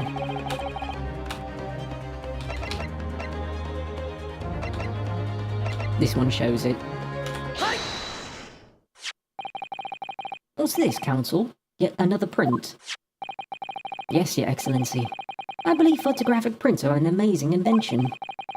When we humans look at a scene, we miss things. But in a photograph, things we may have overlooked at the time are recorded forevermore. Do hurry up, rookie. What are you trying to say? To inconvenience this poor lady any further would really be quite inexcusable.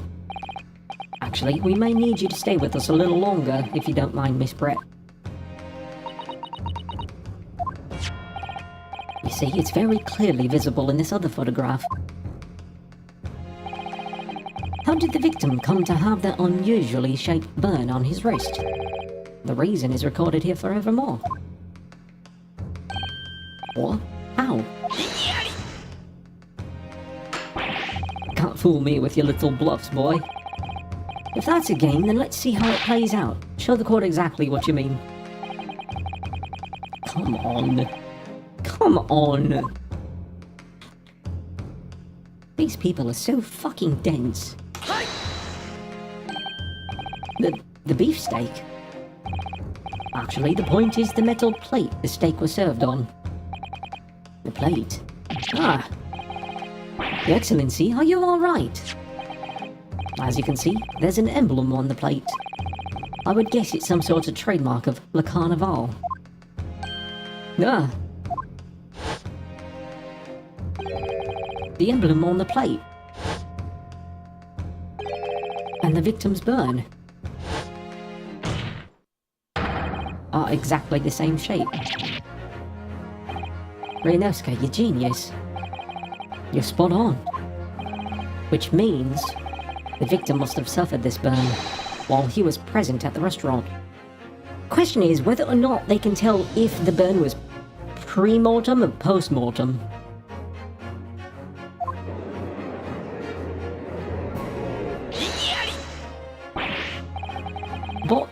But even if that is the case, we can't know if that happened on the day in question or not. It could have been the day before or the day before that. It most likely happened at some other unrelated time. Well, Sadly, Prosecutor Algie, the chances of that are extremely slim. Thanks. Why? The outline of the burn is clearly discernible. Such a serious injury would have caused quite a commotion in the restaurant, so it was post-mortem. He would have actually yelled. Wouldn't you agree, Inspector Hosonaga? I can't imagine having missed such a terrible disaster, certainly. But... I would say, looking at the picture of the wound, that it wasn't suffered very long ago. And although it's not a particularly large burn, it's extremely well defined, as the defense just pointed out. This was no mild burn, that's for sure. Can you be more specific, Inspector? Well, let's see. If the plate was at around 90 degrees centigrade, a burn like that would have taken around 3 seconds. It's true. It's inconceivable that the victim would have let out a scream of pain then. I've been investigating at the restaurant for several weeks already, but I've not heard anyone scream at all. As the head waiter of Le Carnival, I can testify that without hesitation. But you're a detective, not a waiter.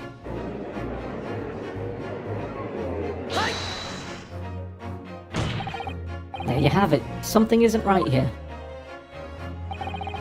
As the detective said, anyone who burnt themselves on the piping hot plate for 3 whole seconds would have screamed in pain. There's no question of that. And yet, Inspector Hosonaga never heard the professor scream. Not on that day or any before it. That's right. And the strange thing is, on the day he was shot, I didn't hear him cry out either. What are you suggesting? Well, if the professor had carelessly laid his wrist on the plate for anything like 3 seconds that day, that would be beyond careless, I think, Counsel. Then the rest of us in the restaurant, myself, the sergeant, and the old antique dealer, all of us would, without any question, have heard him scream. Wouldn't you agree, Prosecutor Alchi? Well, yes, I suppose. So the question is, why didn't a single person hear Dr. Wilson scream? I almost don't believe it, Rinosuke, do you think? Can it really be true? I never dreamt we'd arrive at a conclusion like this, but I'm starting to think that maybe we've been led into a terrible trap. Yeah, he was already dead at the time. It was a post-mortem wound. And if you think about it, really, the only possible way something like that would have happened, especially if you look at the other images. Well, first, actually, to prove my point. Well, let me see, examine. So that is where the victim was, is where the red X is. That's where I was. And presumably that's where the woman was. If she ordered steak dinner, the steak dinner would have been on her side. But in all the photographs after the fact, when the man was dead, the steak dinner was on his side, which means that the table was rotated around 180 degrees. If the man's hands were on top of the table at the time and they were rotated, then his arms would have moved, which would have moved his hand in just the right location, which means that the table was rotated around clockwise.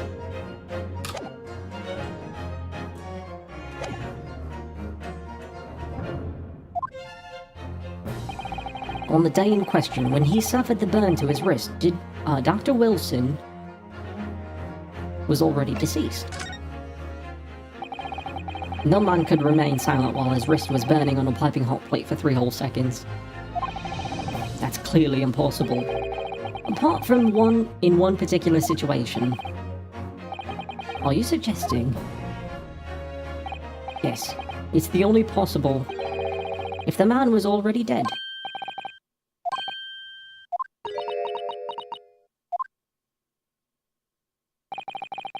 Knowing what we know now, it's the only possible explanation. But it still also brings up the fact, then, why? Why is his body rotated away from the table?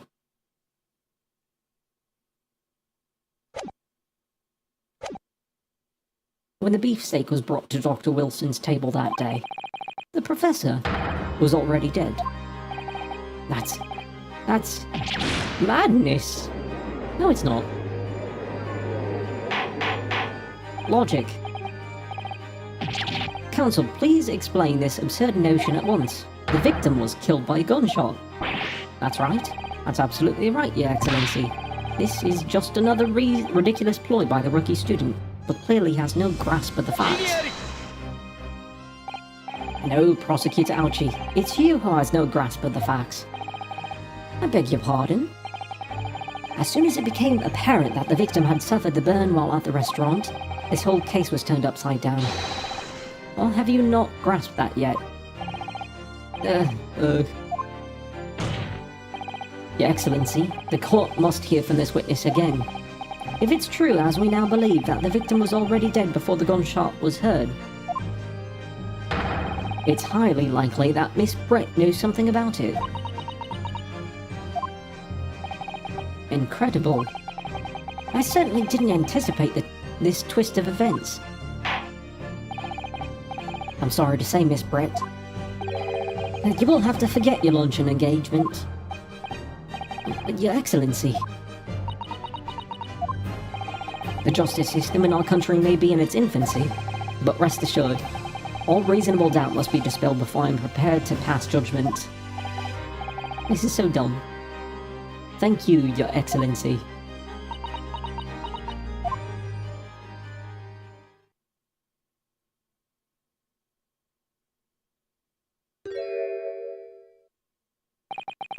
Oh, was that smile? Yes, of course. I mean, I'd be delighted to... See, she fucking knew the end. 'Cause if it is who I think it is, she's a thief.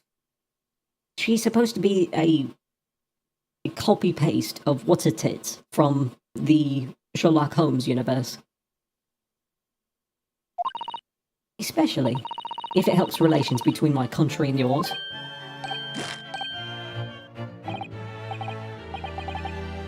Miss Brett, you speak Japanese? She's been responding to you immediately after with no translation. Well, of course I do. I am studying in your country after all. But then, why have you been speaking through an interpreter until now? My mother tongue, the Queen's English, is the most refined and elegant language in the world. No, it's not. As a gentlewoman, I try to avoid speaking in your vulgar tones as much as possible.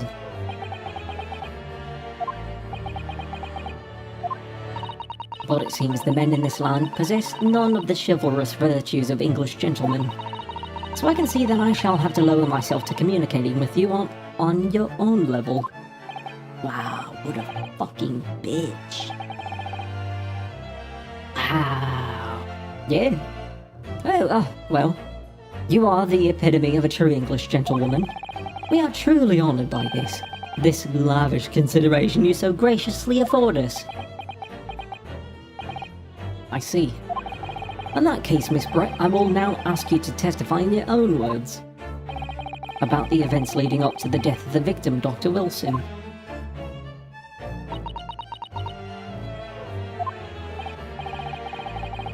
So, we're finally going to hear her own words on the matter. Things are getting interesting, Ryunosuke.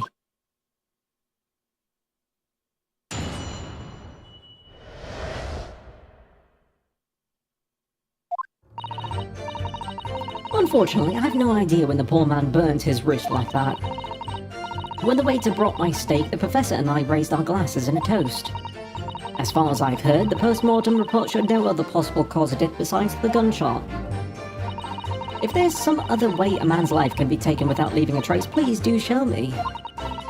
But of course, this country's inferior investigative techniques probably wouldn't pick up on it anyway. I know how. It's something that I dabble in quite often. It's poison. You poisoned his drink. His drink is still on the table. You took your glass because you actually poisoned the main ingredient, which was the liquid itself. You poured yourself a glass. You didn't drink it. You kept the glass because it's evidence. Common fucking sense. That's what I would have done.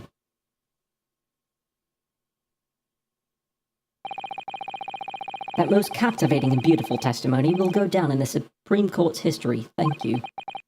Easy does it. I hope that this is the last time I'll have to sully my lips with the coarse tones of your unbecoming tongue. Oh. Forgive me. I do hope I haven't insulted anyone. Yeah, you can't. You're from England. You're from London. You're right, cunt. I know you. Not at all, not at all. It is a delight merely to hear you speak, dear lady. And it seems very clear from your testimony that this boorish talk of the victim's burn is utterly irrelevant. I will be speaking to your country's Minister of Justice about what has happened here today. The Minister of Justice? May that irritating little bully of a student be given the harshest punishment possible. Amen. Great. And she's a Christian. Oh, thanks. Was that a prayer then? Well, you'll have to forgive the irritation, Miss Brett, and put up with a cross-examination now. I expect you've noticed that this little bully of a student, as you put it, doesn't miss much. I'm sure I don't need to remind counsel that this will be a final cross-examination of this trial. If you fail to demonstrate any problems with this witness's testimony... Oh, hello. Thank you very much for the follow, Franziska von Karma. It's a pleasure to meet you. If you fail to demonstrate any problems with this witness's testimony, I will be ruling on the case immediately. Is that clear?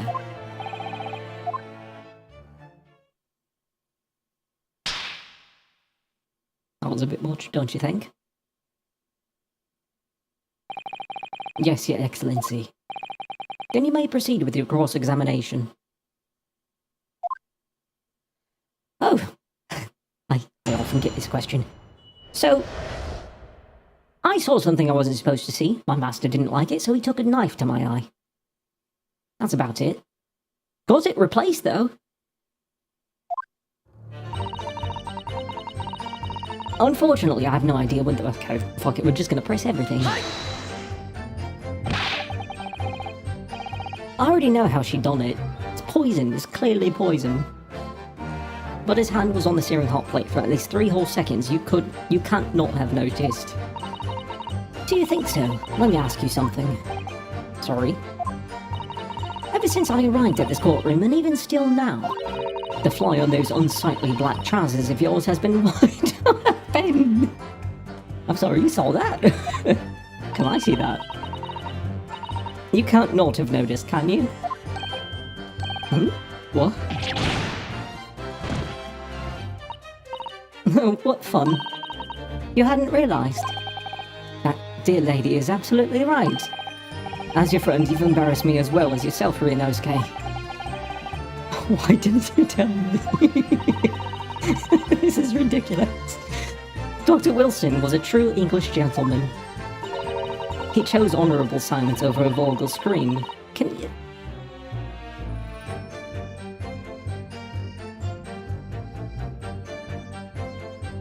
Okay, so I know in some cultures, in some different practices that are probably not common in London, from my knowledge, last time I checked I was there. There are people who do that, who do brand themselves, and they're not allowed to scream. But generally, that's not going to be a white man.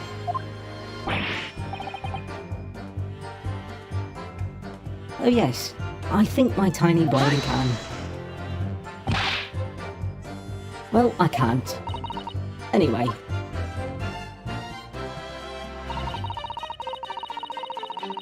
When the waiter brought my steak, the professor and I raised our glasses in a toast. As far as I heard... Oh shit, I forgot to press it. Damn it. As far as I heard, the post-mortem report showed no other possible cause of death besides the gunshot. Yes, it's written here in the paperwork. Fatal hemorrhage from ballistic trauma. Yes. Luckily for all of us, a little burn on the wrist isn't going to kill us. Actually, it can. And as there were no other signs of trauma on the victim's body to indicate some other cause of death, it can only have been the bullet from the gun, your gun, that put an end to this innocent man's life. But it doesn't make sense. The burn must have happened straight away, when the plate was first brought to the table by the waiter. Yes, that's true. If it had cooled even slightly, it wouldn't have been able to make a burn like that. Yeah, by infection, actually. That's what I was thinking. But even then, for an infection to take place that quickly, that's not possible, so obviously it was done post-mortem. And if the victim burnt his wrist on the hot plate as soon as it was brought out from the kitchen, then he must have already been dead at that point. And yet, the fact is that the victim was killed by a gunshot to the chest. Until you're able to show the court evidence to disprove that, this is a complete waste of time. It could have also been the fact that the poison wasn't necessarily a poison that would kill him. It could have been something that would just stun him, prevent him from moving. There's plenty of things that do that. Dracolich poison does that. Wyvern poison does that. Actually, I take that back. Wyvern poison kills you pretty much instantly. You touch it and you're dead. You don't even have to ingest it.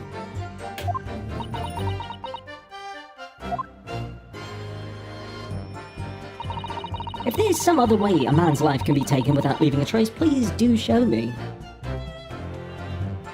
I can present the wine glass. I know that's where it is.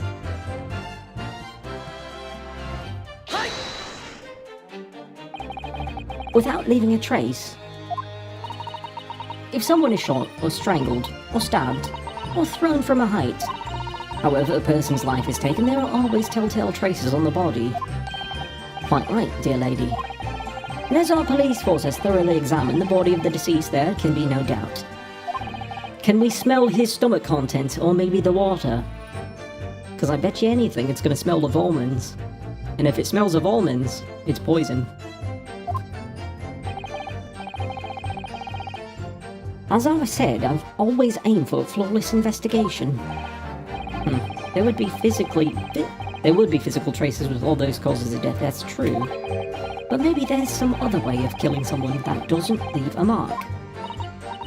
If, heaven forbid, you doubt me, young man, you're going to have to tell everyone how exactly you think the professor did lose his life.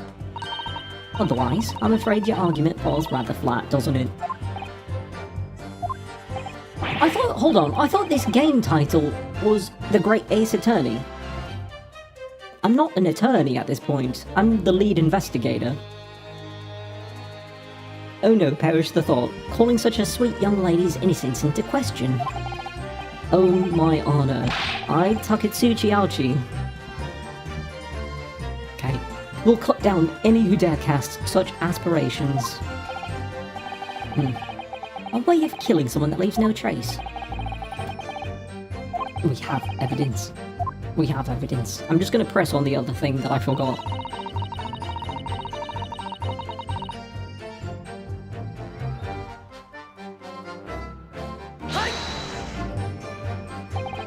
Inferior? What do you mean by that? In the lands of the Great British Empire, the police store everything found at a crime scene for later examination. But in this country, you investigate once and that's the end of it. Isn't that so? Which is what I keep saying is fucking odd. Quite right, Le Carnival is open for business as usual today, just days after the incident. Exactly, which means that even if the investigation takes a different direction... Oh, tuberculosis. Again. Which means that even if the investigation takes a different direction, vital evidence may be lost. It doesn't even occur to you, to your naive detectives, to try to preserve the crime scene. I'm trying to be as tactful about this as I can, you understand? Tactful in your own fucking graces. A killer blow. The lady is as formidable as she is beautiful. Amazing. He's actually admitting our police may be flawed. Perhaps Prosecutor Ouchi is finally starting to see sense. I very much doubt that. Still, there's something about what Miss Brett just said. There was a moment before when something didn't seem quite right.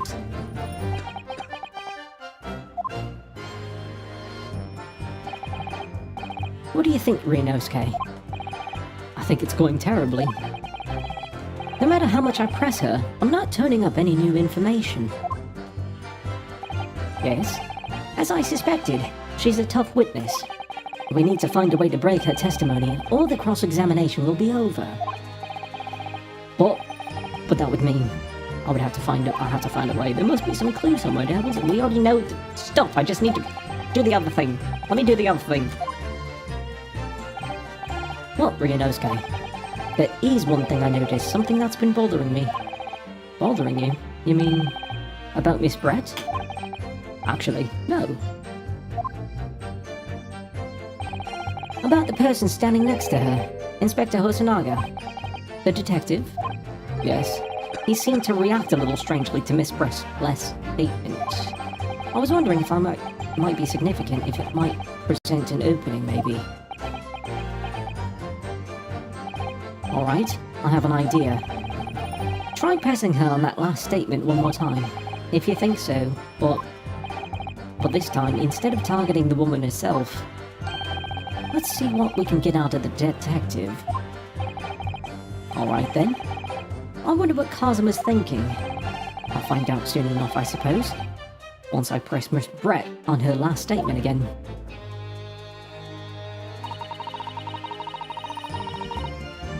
I already pressed that one. It's this one I forgot.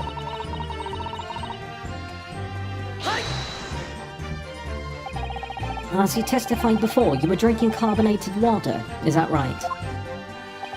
Dr. Wilson was only permitted to drink water at that time, if you remember. Which explains why he ordered that drink. Correct, waiter? Exactly as you say, sir. Although...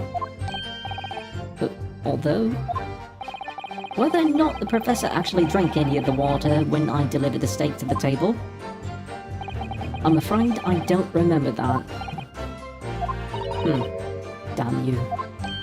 I have enough English to understand that at least. For the benefit of others in the court, it means bless you.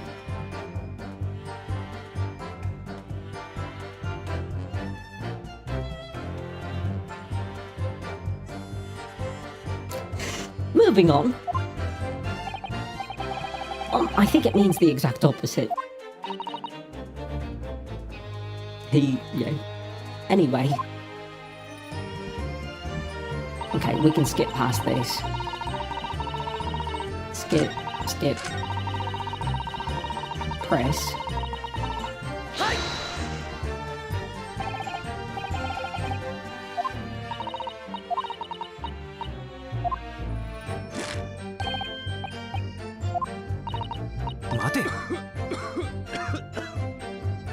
Okay, the thing happened. Yes, there it is again. The detective's reaction is just the same as before. Why? Up until now, the detective has been in the stand with Miss Brett as her interpreter. But things are very different now. For this testimony, the detective is just listening to what the English woman has to say. This could be a golden opportunity. What do you mean? When people are actually testifying, they're usually very careful not to let out anything slip. However, when they're listening to someone else speak, you'll find they often let their guard down. You're right. Look at him. He's lost in his own thoughts.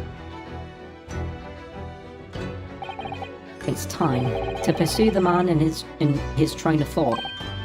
Sorry, pursue? I'll explain how to do it now, Ryunosuke. It's all to do with the witness marker. What what marker? Wait, what the fuck is this? At the moment, we're focused on Miss Brett, who's the person actually making the current statement. Oh, we could switch.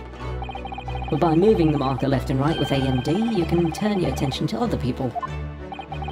While you're looking at the other witnesses, you'll be able to pursue them with that button.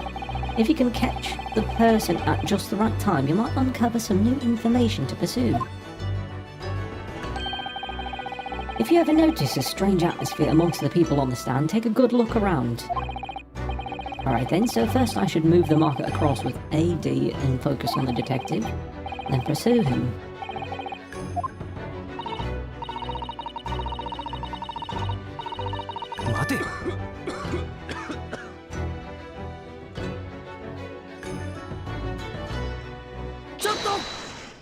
Excuse me! Excuse me, sir, how dare you start dying of tuberculosis here in this courtroom?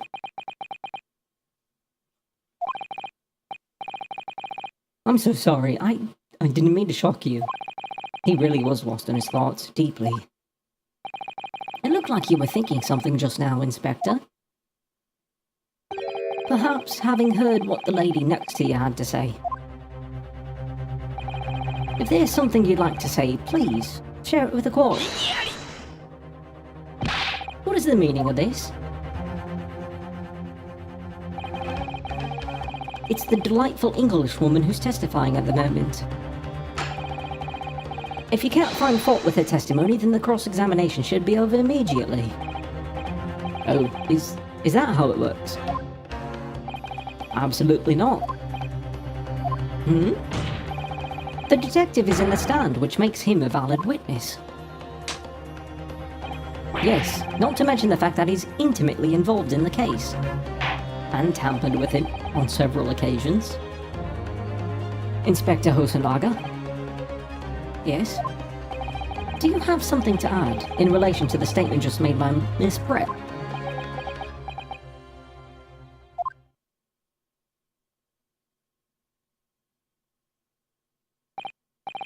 Well, yes. If you don't mind, I would like to speak.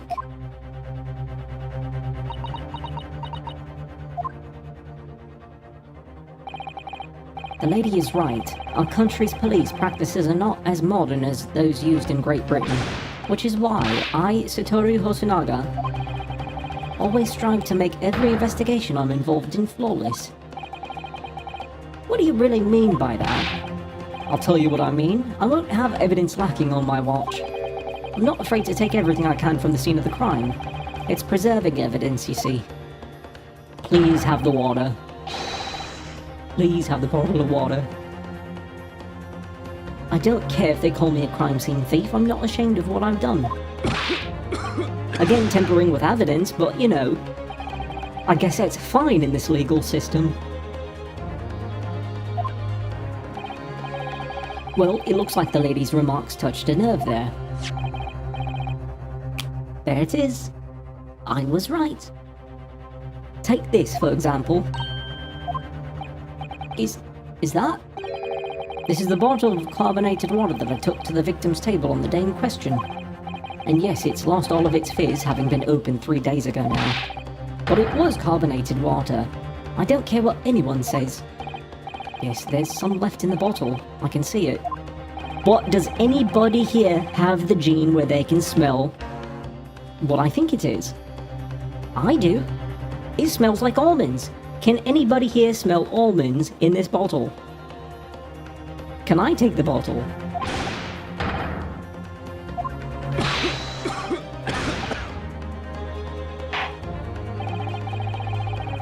I can't say I condone the witness's actions, but I do understand the sentiment. The court will accept the glass bottle of water as evidence.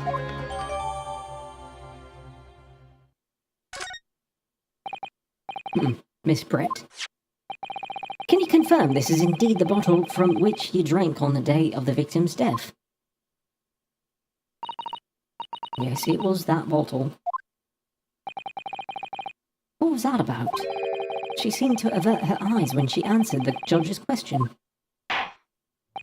Very well, counsel, you may resume the cross-examination. And the inspector will kindly control his fervour.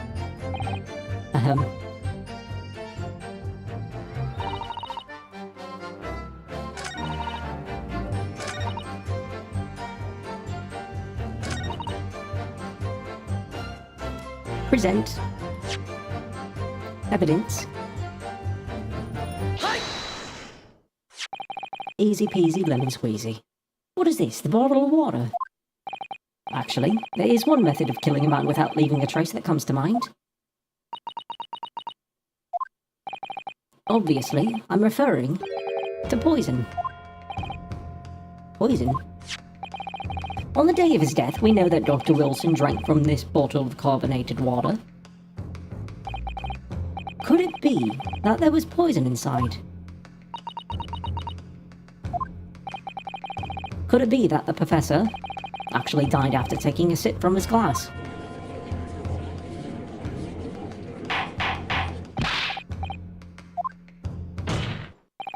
And on that day, who was sitting at the same table as the professor and able to slip the poison into his drink? There's only one person who could possibly have done it. Giselle Brett, it was you.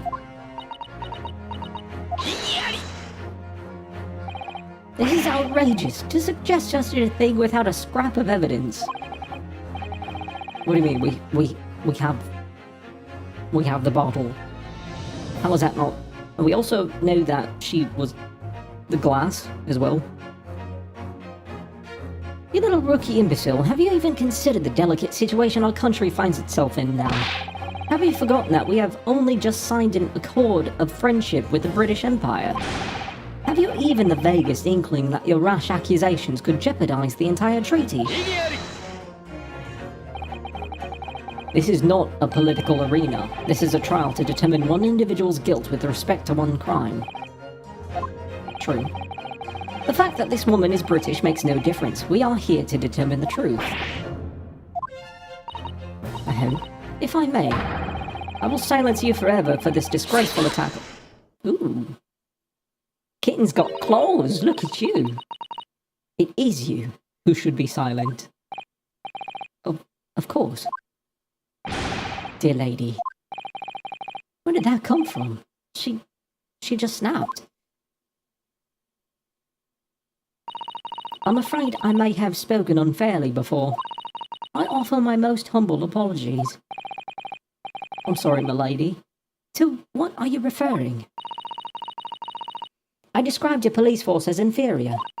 But no matter how inferior they may be, you still investigated this particular point thoroughly, I believe. The bottle, Inspector, and whether it contained poison or not. Of course. You did. Highly doubtful. Highly fucking doubtful at this point.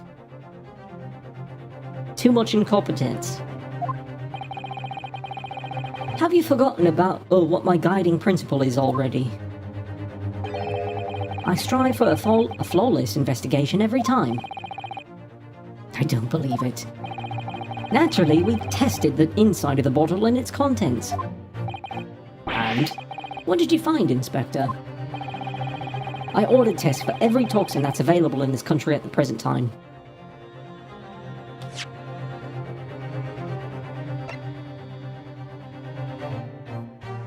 Do we know what year this is?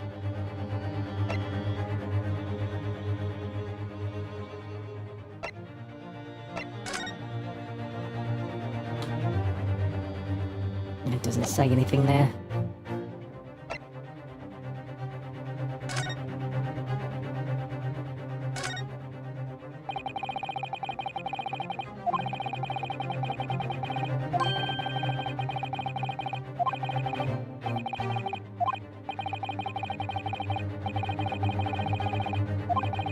You're not going to say the year? Nobody's going to say the year?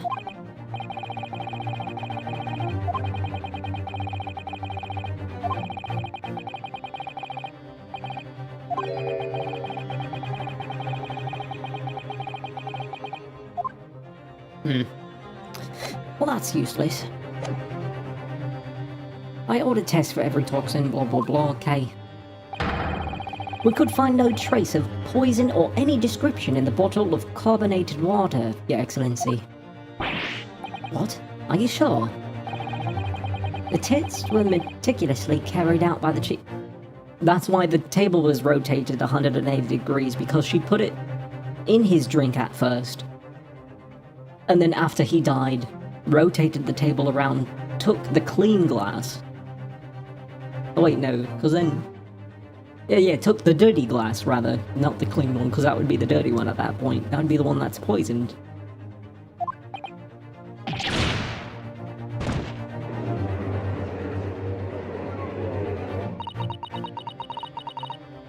I'm very grateful to all you Japanese. You've successfully established my complete innocence in this horrid affair. Thank you. But of course, dear lady, the pleasure was all ours. I was so sure. This can't be right. It's not. Everything falls into the place if he was poisoned.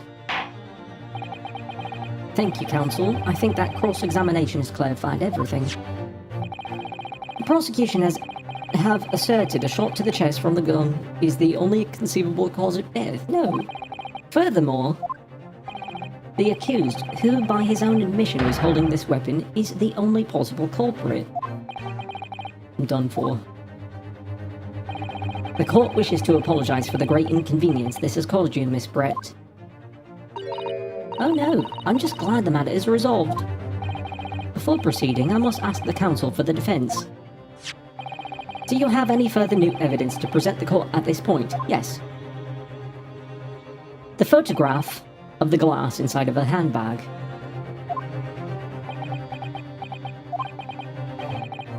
I'm sorry, Inosuke. I have nothing more. Well, if you'll excuse me now, I really must be leaving.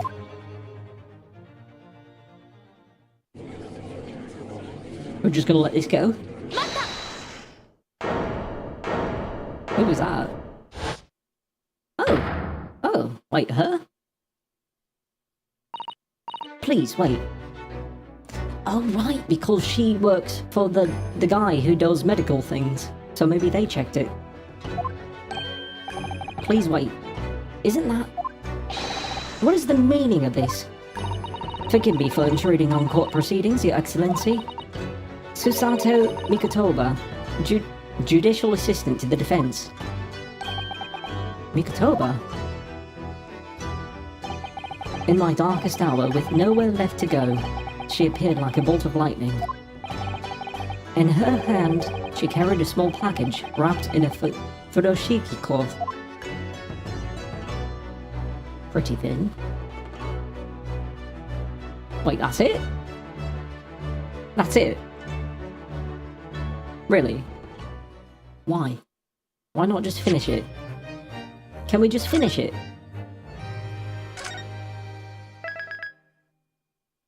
Come on.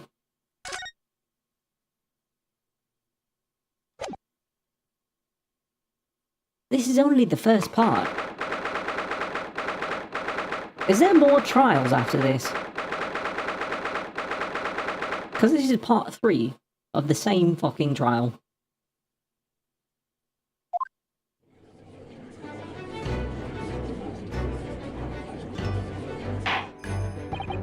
Well, I understand you are the judicial assistant to the defense, but why this sudden ingress into my courtroom? Huh. A judicial assistant and a woman, no less. Whoa, buddy, okay. You accept the racism because you're sexist. This is ridiculous. The rules state that females are not permitted to enter into this court of law other than to testify. Yes, I fully understand. I ask only for 5 minutes time. I have some vital evidence that I must hand over to the defense. You're too late, little girl. This trial has already been concluded. 5 minutes. I will not allow a moment more. But, Your Excellency, I am most grateful.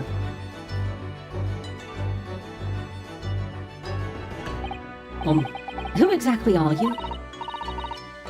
I'm sorry, there's no time, but simply accept this for now. What is it? A report about something? Written in English? It's Giselle Britt's research. The Englishwoman's? After the trial resumed early, I hurried back to the university. I went to Dr. Wilson's laboratory in the medical faculty and borrowed this paper. Oh yes, that's right. Miss Britt was studying under the professor, wasn't she?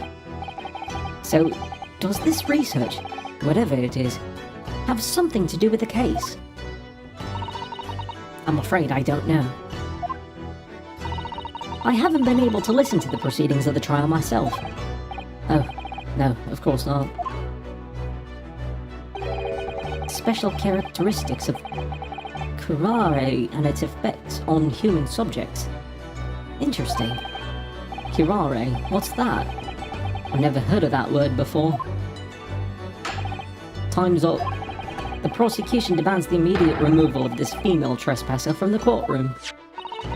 There was too little time for me to read it in detail, but I've summarized what I could on a note just inside the cover. If you think it could be valuable, please cast your eye over it. This is wonderful, thank you. An unknown poison. So, is this before strychnine was a thing?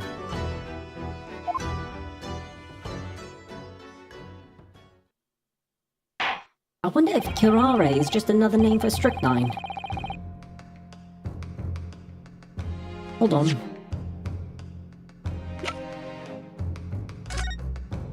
A poison made from the bark of certain trees in the jungles of South America. The hunters of the region have used it since ancient times to incapacitate their prey. I was right, incapacitation. It doesn't kill them. Keeps them in place. They can't move. Affects instant paralysis of the entire body and subsequent death, even in minute doses. Route of entry. The above-mentioned effects occur when the poison enters the body through a wound, such as that inflicted by a blow dart. Due to its ability to render the human body paralytic, it's believed that the toxin could have application as an anesthetic. However, a solution for the respiratory arrest caused as a result of the full body paralysis must be found first, and patients would die of suffocation.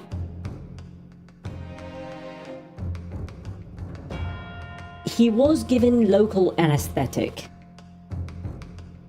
but he was at the dentist office at the time. Sorry, in this time period it's not called a dentist office.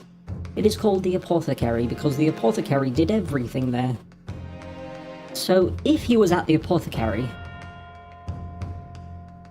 he would have had to have moved from point A to point B of his own volition, which would be hard to do when you're rendered paralytic. It could have been done with the gunshot wound, but the gunshot wound would have killed him beforehand. So I still think he drank it in some form. It can be ingested, as long as it enters the body in some form. We cannot detain our English guest any longer. I ask the prosecution and the defense now one last time. Does either side have any further evidence to present the court? I presume not, but the prosecution has made its case convincingly enough already. Nothing more to add, Your Excellency. Ryunosuke, we're out of options here. This really is our very last chance. Yes, I know. Your Excellency, the defense does have new evidence. That look. The unyielding stare of a true Japanese warrior. Well, Miss Brett. Yes, Your Excellency. If you wouldn't mind, perhaps you could grace us with your presence a little longer. It's a delightful invitation, but I'm afraid it's not so very long until tea time. I'll have to politely decline. Forgive me, Miss Brett. It seems I wasn't clear. I realize it was phrased as a question, however, I must ask you to treat that as an order. I've said it many times before, but the Japanese language makes no sense. My apologies, dear lady.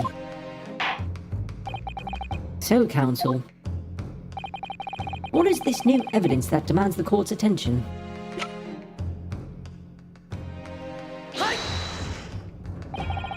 Miss Giselle Brett, we understand you were studying under Dr. Wilson at Yuma University doing research.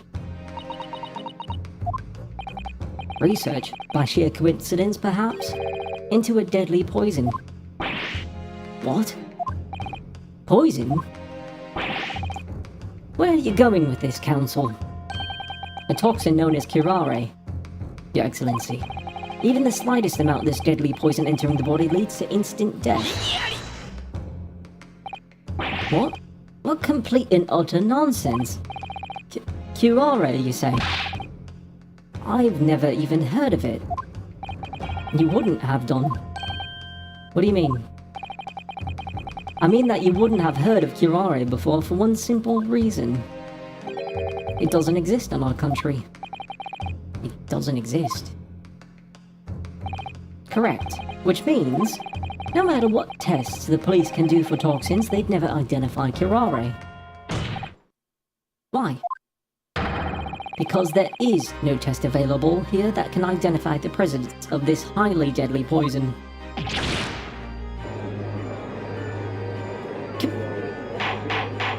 Curare doesn't actually exist, right? If it does, I want some. I really want some. Counsel, does this deadly poison truly exist? According to this report authored by the visiting research student from England, curare has long been used by the tribespeople of South America as a poison to lace their arrows. It seems that it's reasonably well known among European doctors and scientists. To lace their arrows? The report states that it is produced from the extract of a tree that grows deep in the Amazonian jungle, and it was first brought back to Europe at the turn of the century by explorers. It claims that animals shot by arrows laced with curare suffer instant death. Doesn't that about sum it up, Miss Brett?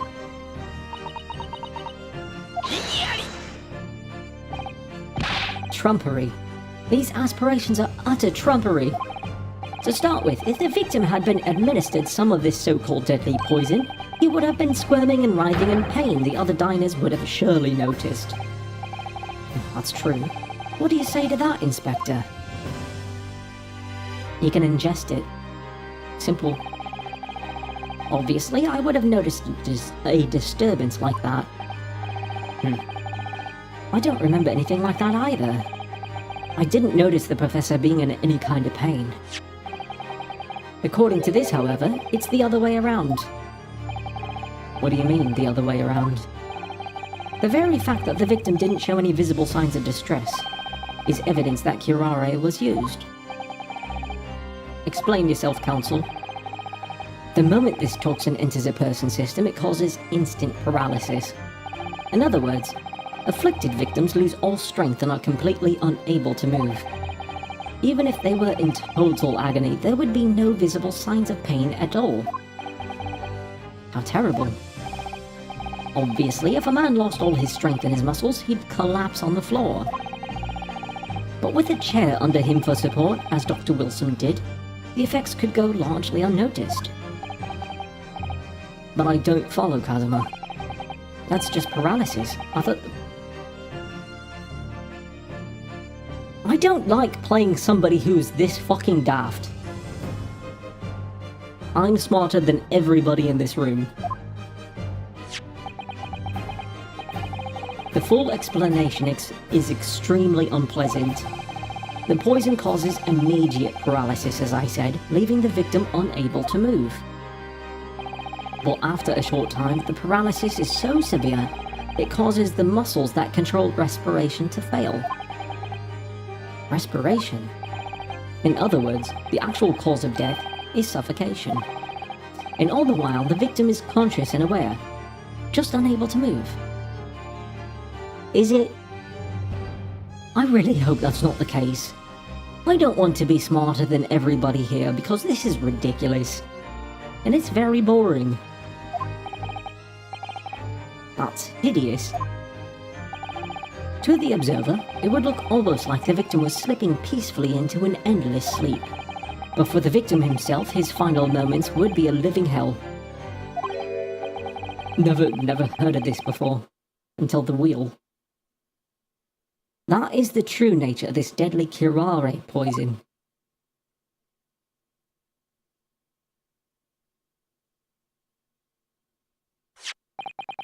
And you're suggesting that this bottle, Counsel, actually contains this terrifying poison.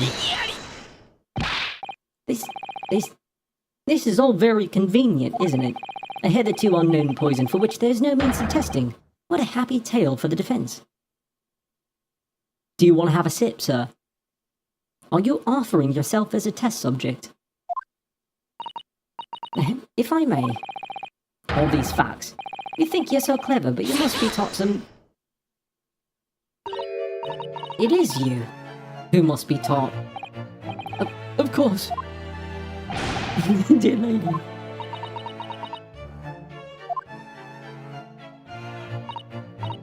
So, this is how you Japanese behave, is it? What?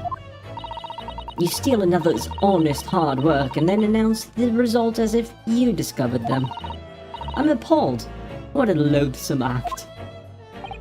Well, Miss Brett, the feeling is mutual. Whatever do you mean? Capitalizing on the unfortunate circumstances of an innocent man to frame him for an heinous crime. That really is a loathsome act. Wouldn't you agree? Enough of this. I, for one, refuse to accept it. The idea of some poison that doesn't exist in the great empire of Japan is breaking the rule. What the fuck kind of rules are you talking about, dipshit? What's so funny? Oh, excuse me. Your Excellency? Yes, Miss Brett? Well, she's British. And as someone who was British, you would capitalize the fuck out of all of them. Hell, we had parties to eat mummies. Don't ask questions, look it up. May I borrow that bottle for a moment, please? Well, yes, I don't see, why not? She's gonna drink it, be fine. The glass itself that was in her handbag will be the one that has the poison.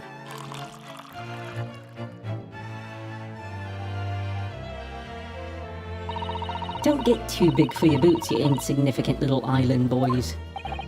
Sorry.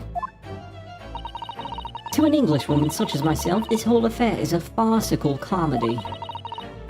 Your little police games and these foolish courtroom antics, it's laughable, really. But I'm getting bored of it all now. It's time for the games to end. Cheers. We know she'll be fine.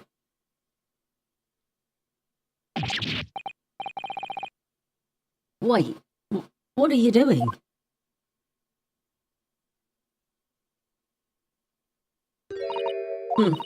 No sparkle left at all.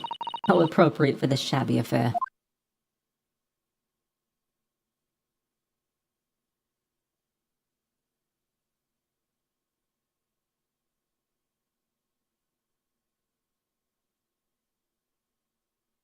Don't look so stumped. We know it's the other glass that's poisoned itself.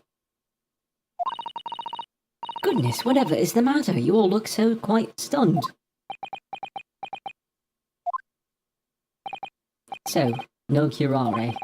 The bottle was clean. Is that what you're saying? You look quite incredulous, little boy. But of course. That's the simple truth. Thank you for presenting the findings of my research so concisely here in this grand venue. Most kind. Thank you, waiter. Now then, Your Excellency. Yes, Miss Brett? I should like to be excused now, please. I think I've given more than enough of my time for the furtherance of friendship between our countries. Yes, dear lady. We're most gratified with all the assistance you have given.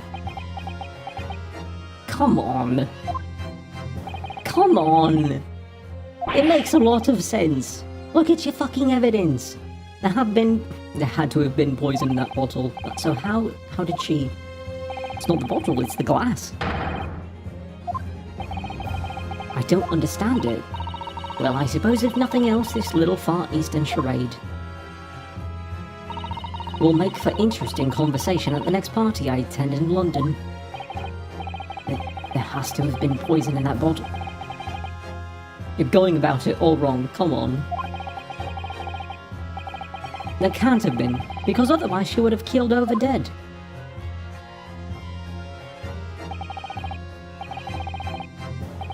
That bottle of water contains no poison. Oh, wait, I hit the wrong button. No poison.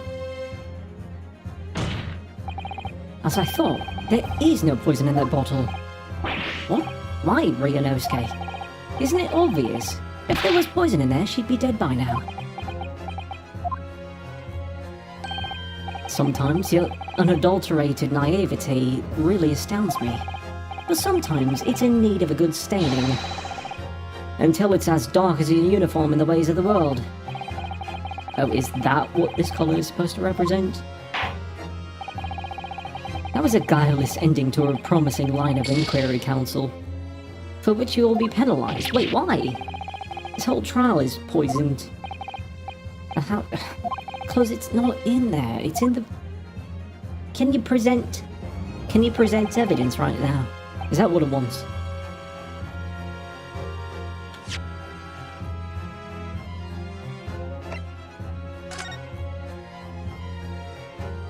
It's here. You can't present it. It contains poison? The culprit did put curare poison into Dr. Wilson's carbonated water. Actually, you know what? It wasn't in the water. It was in the carbonation. That's why it's safe.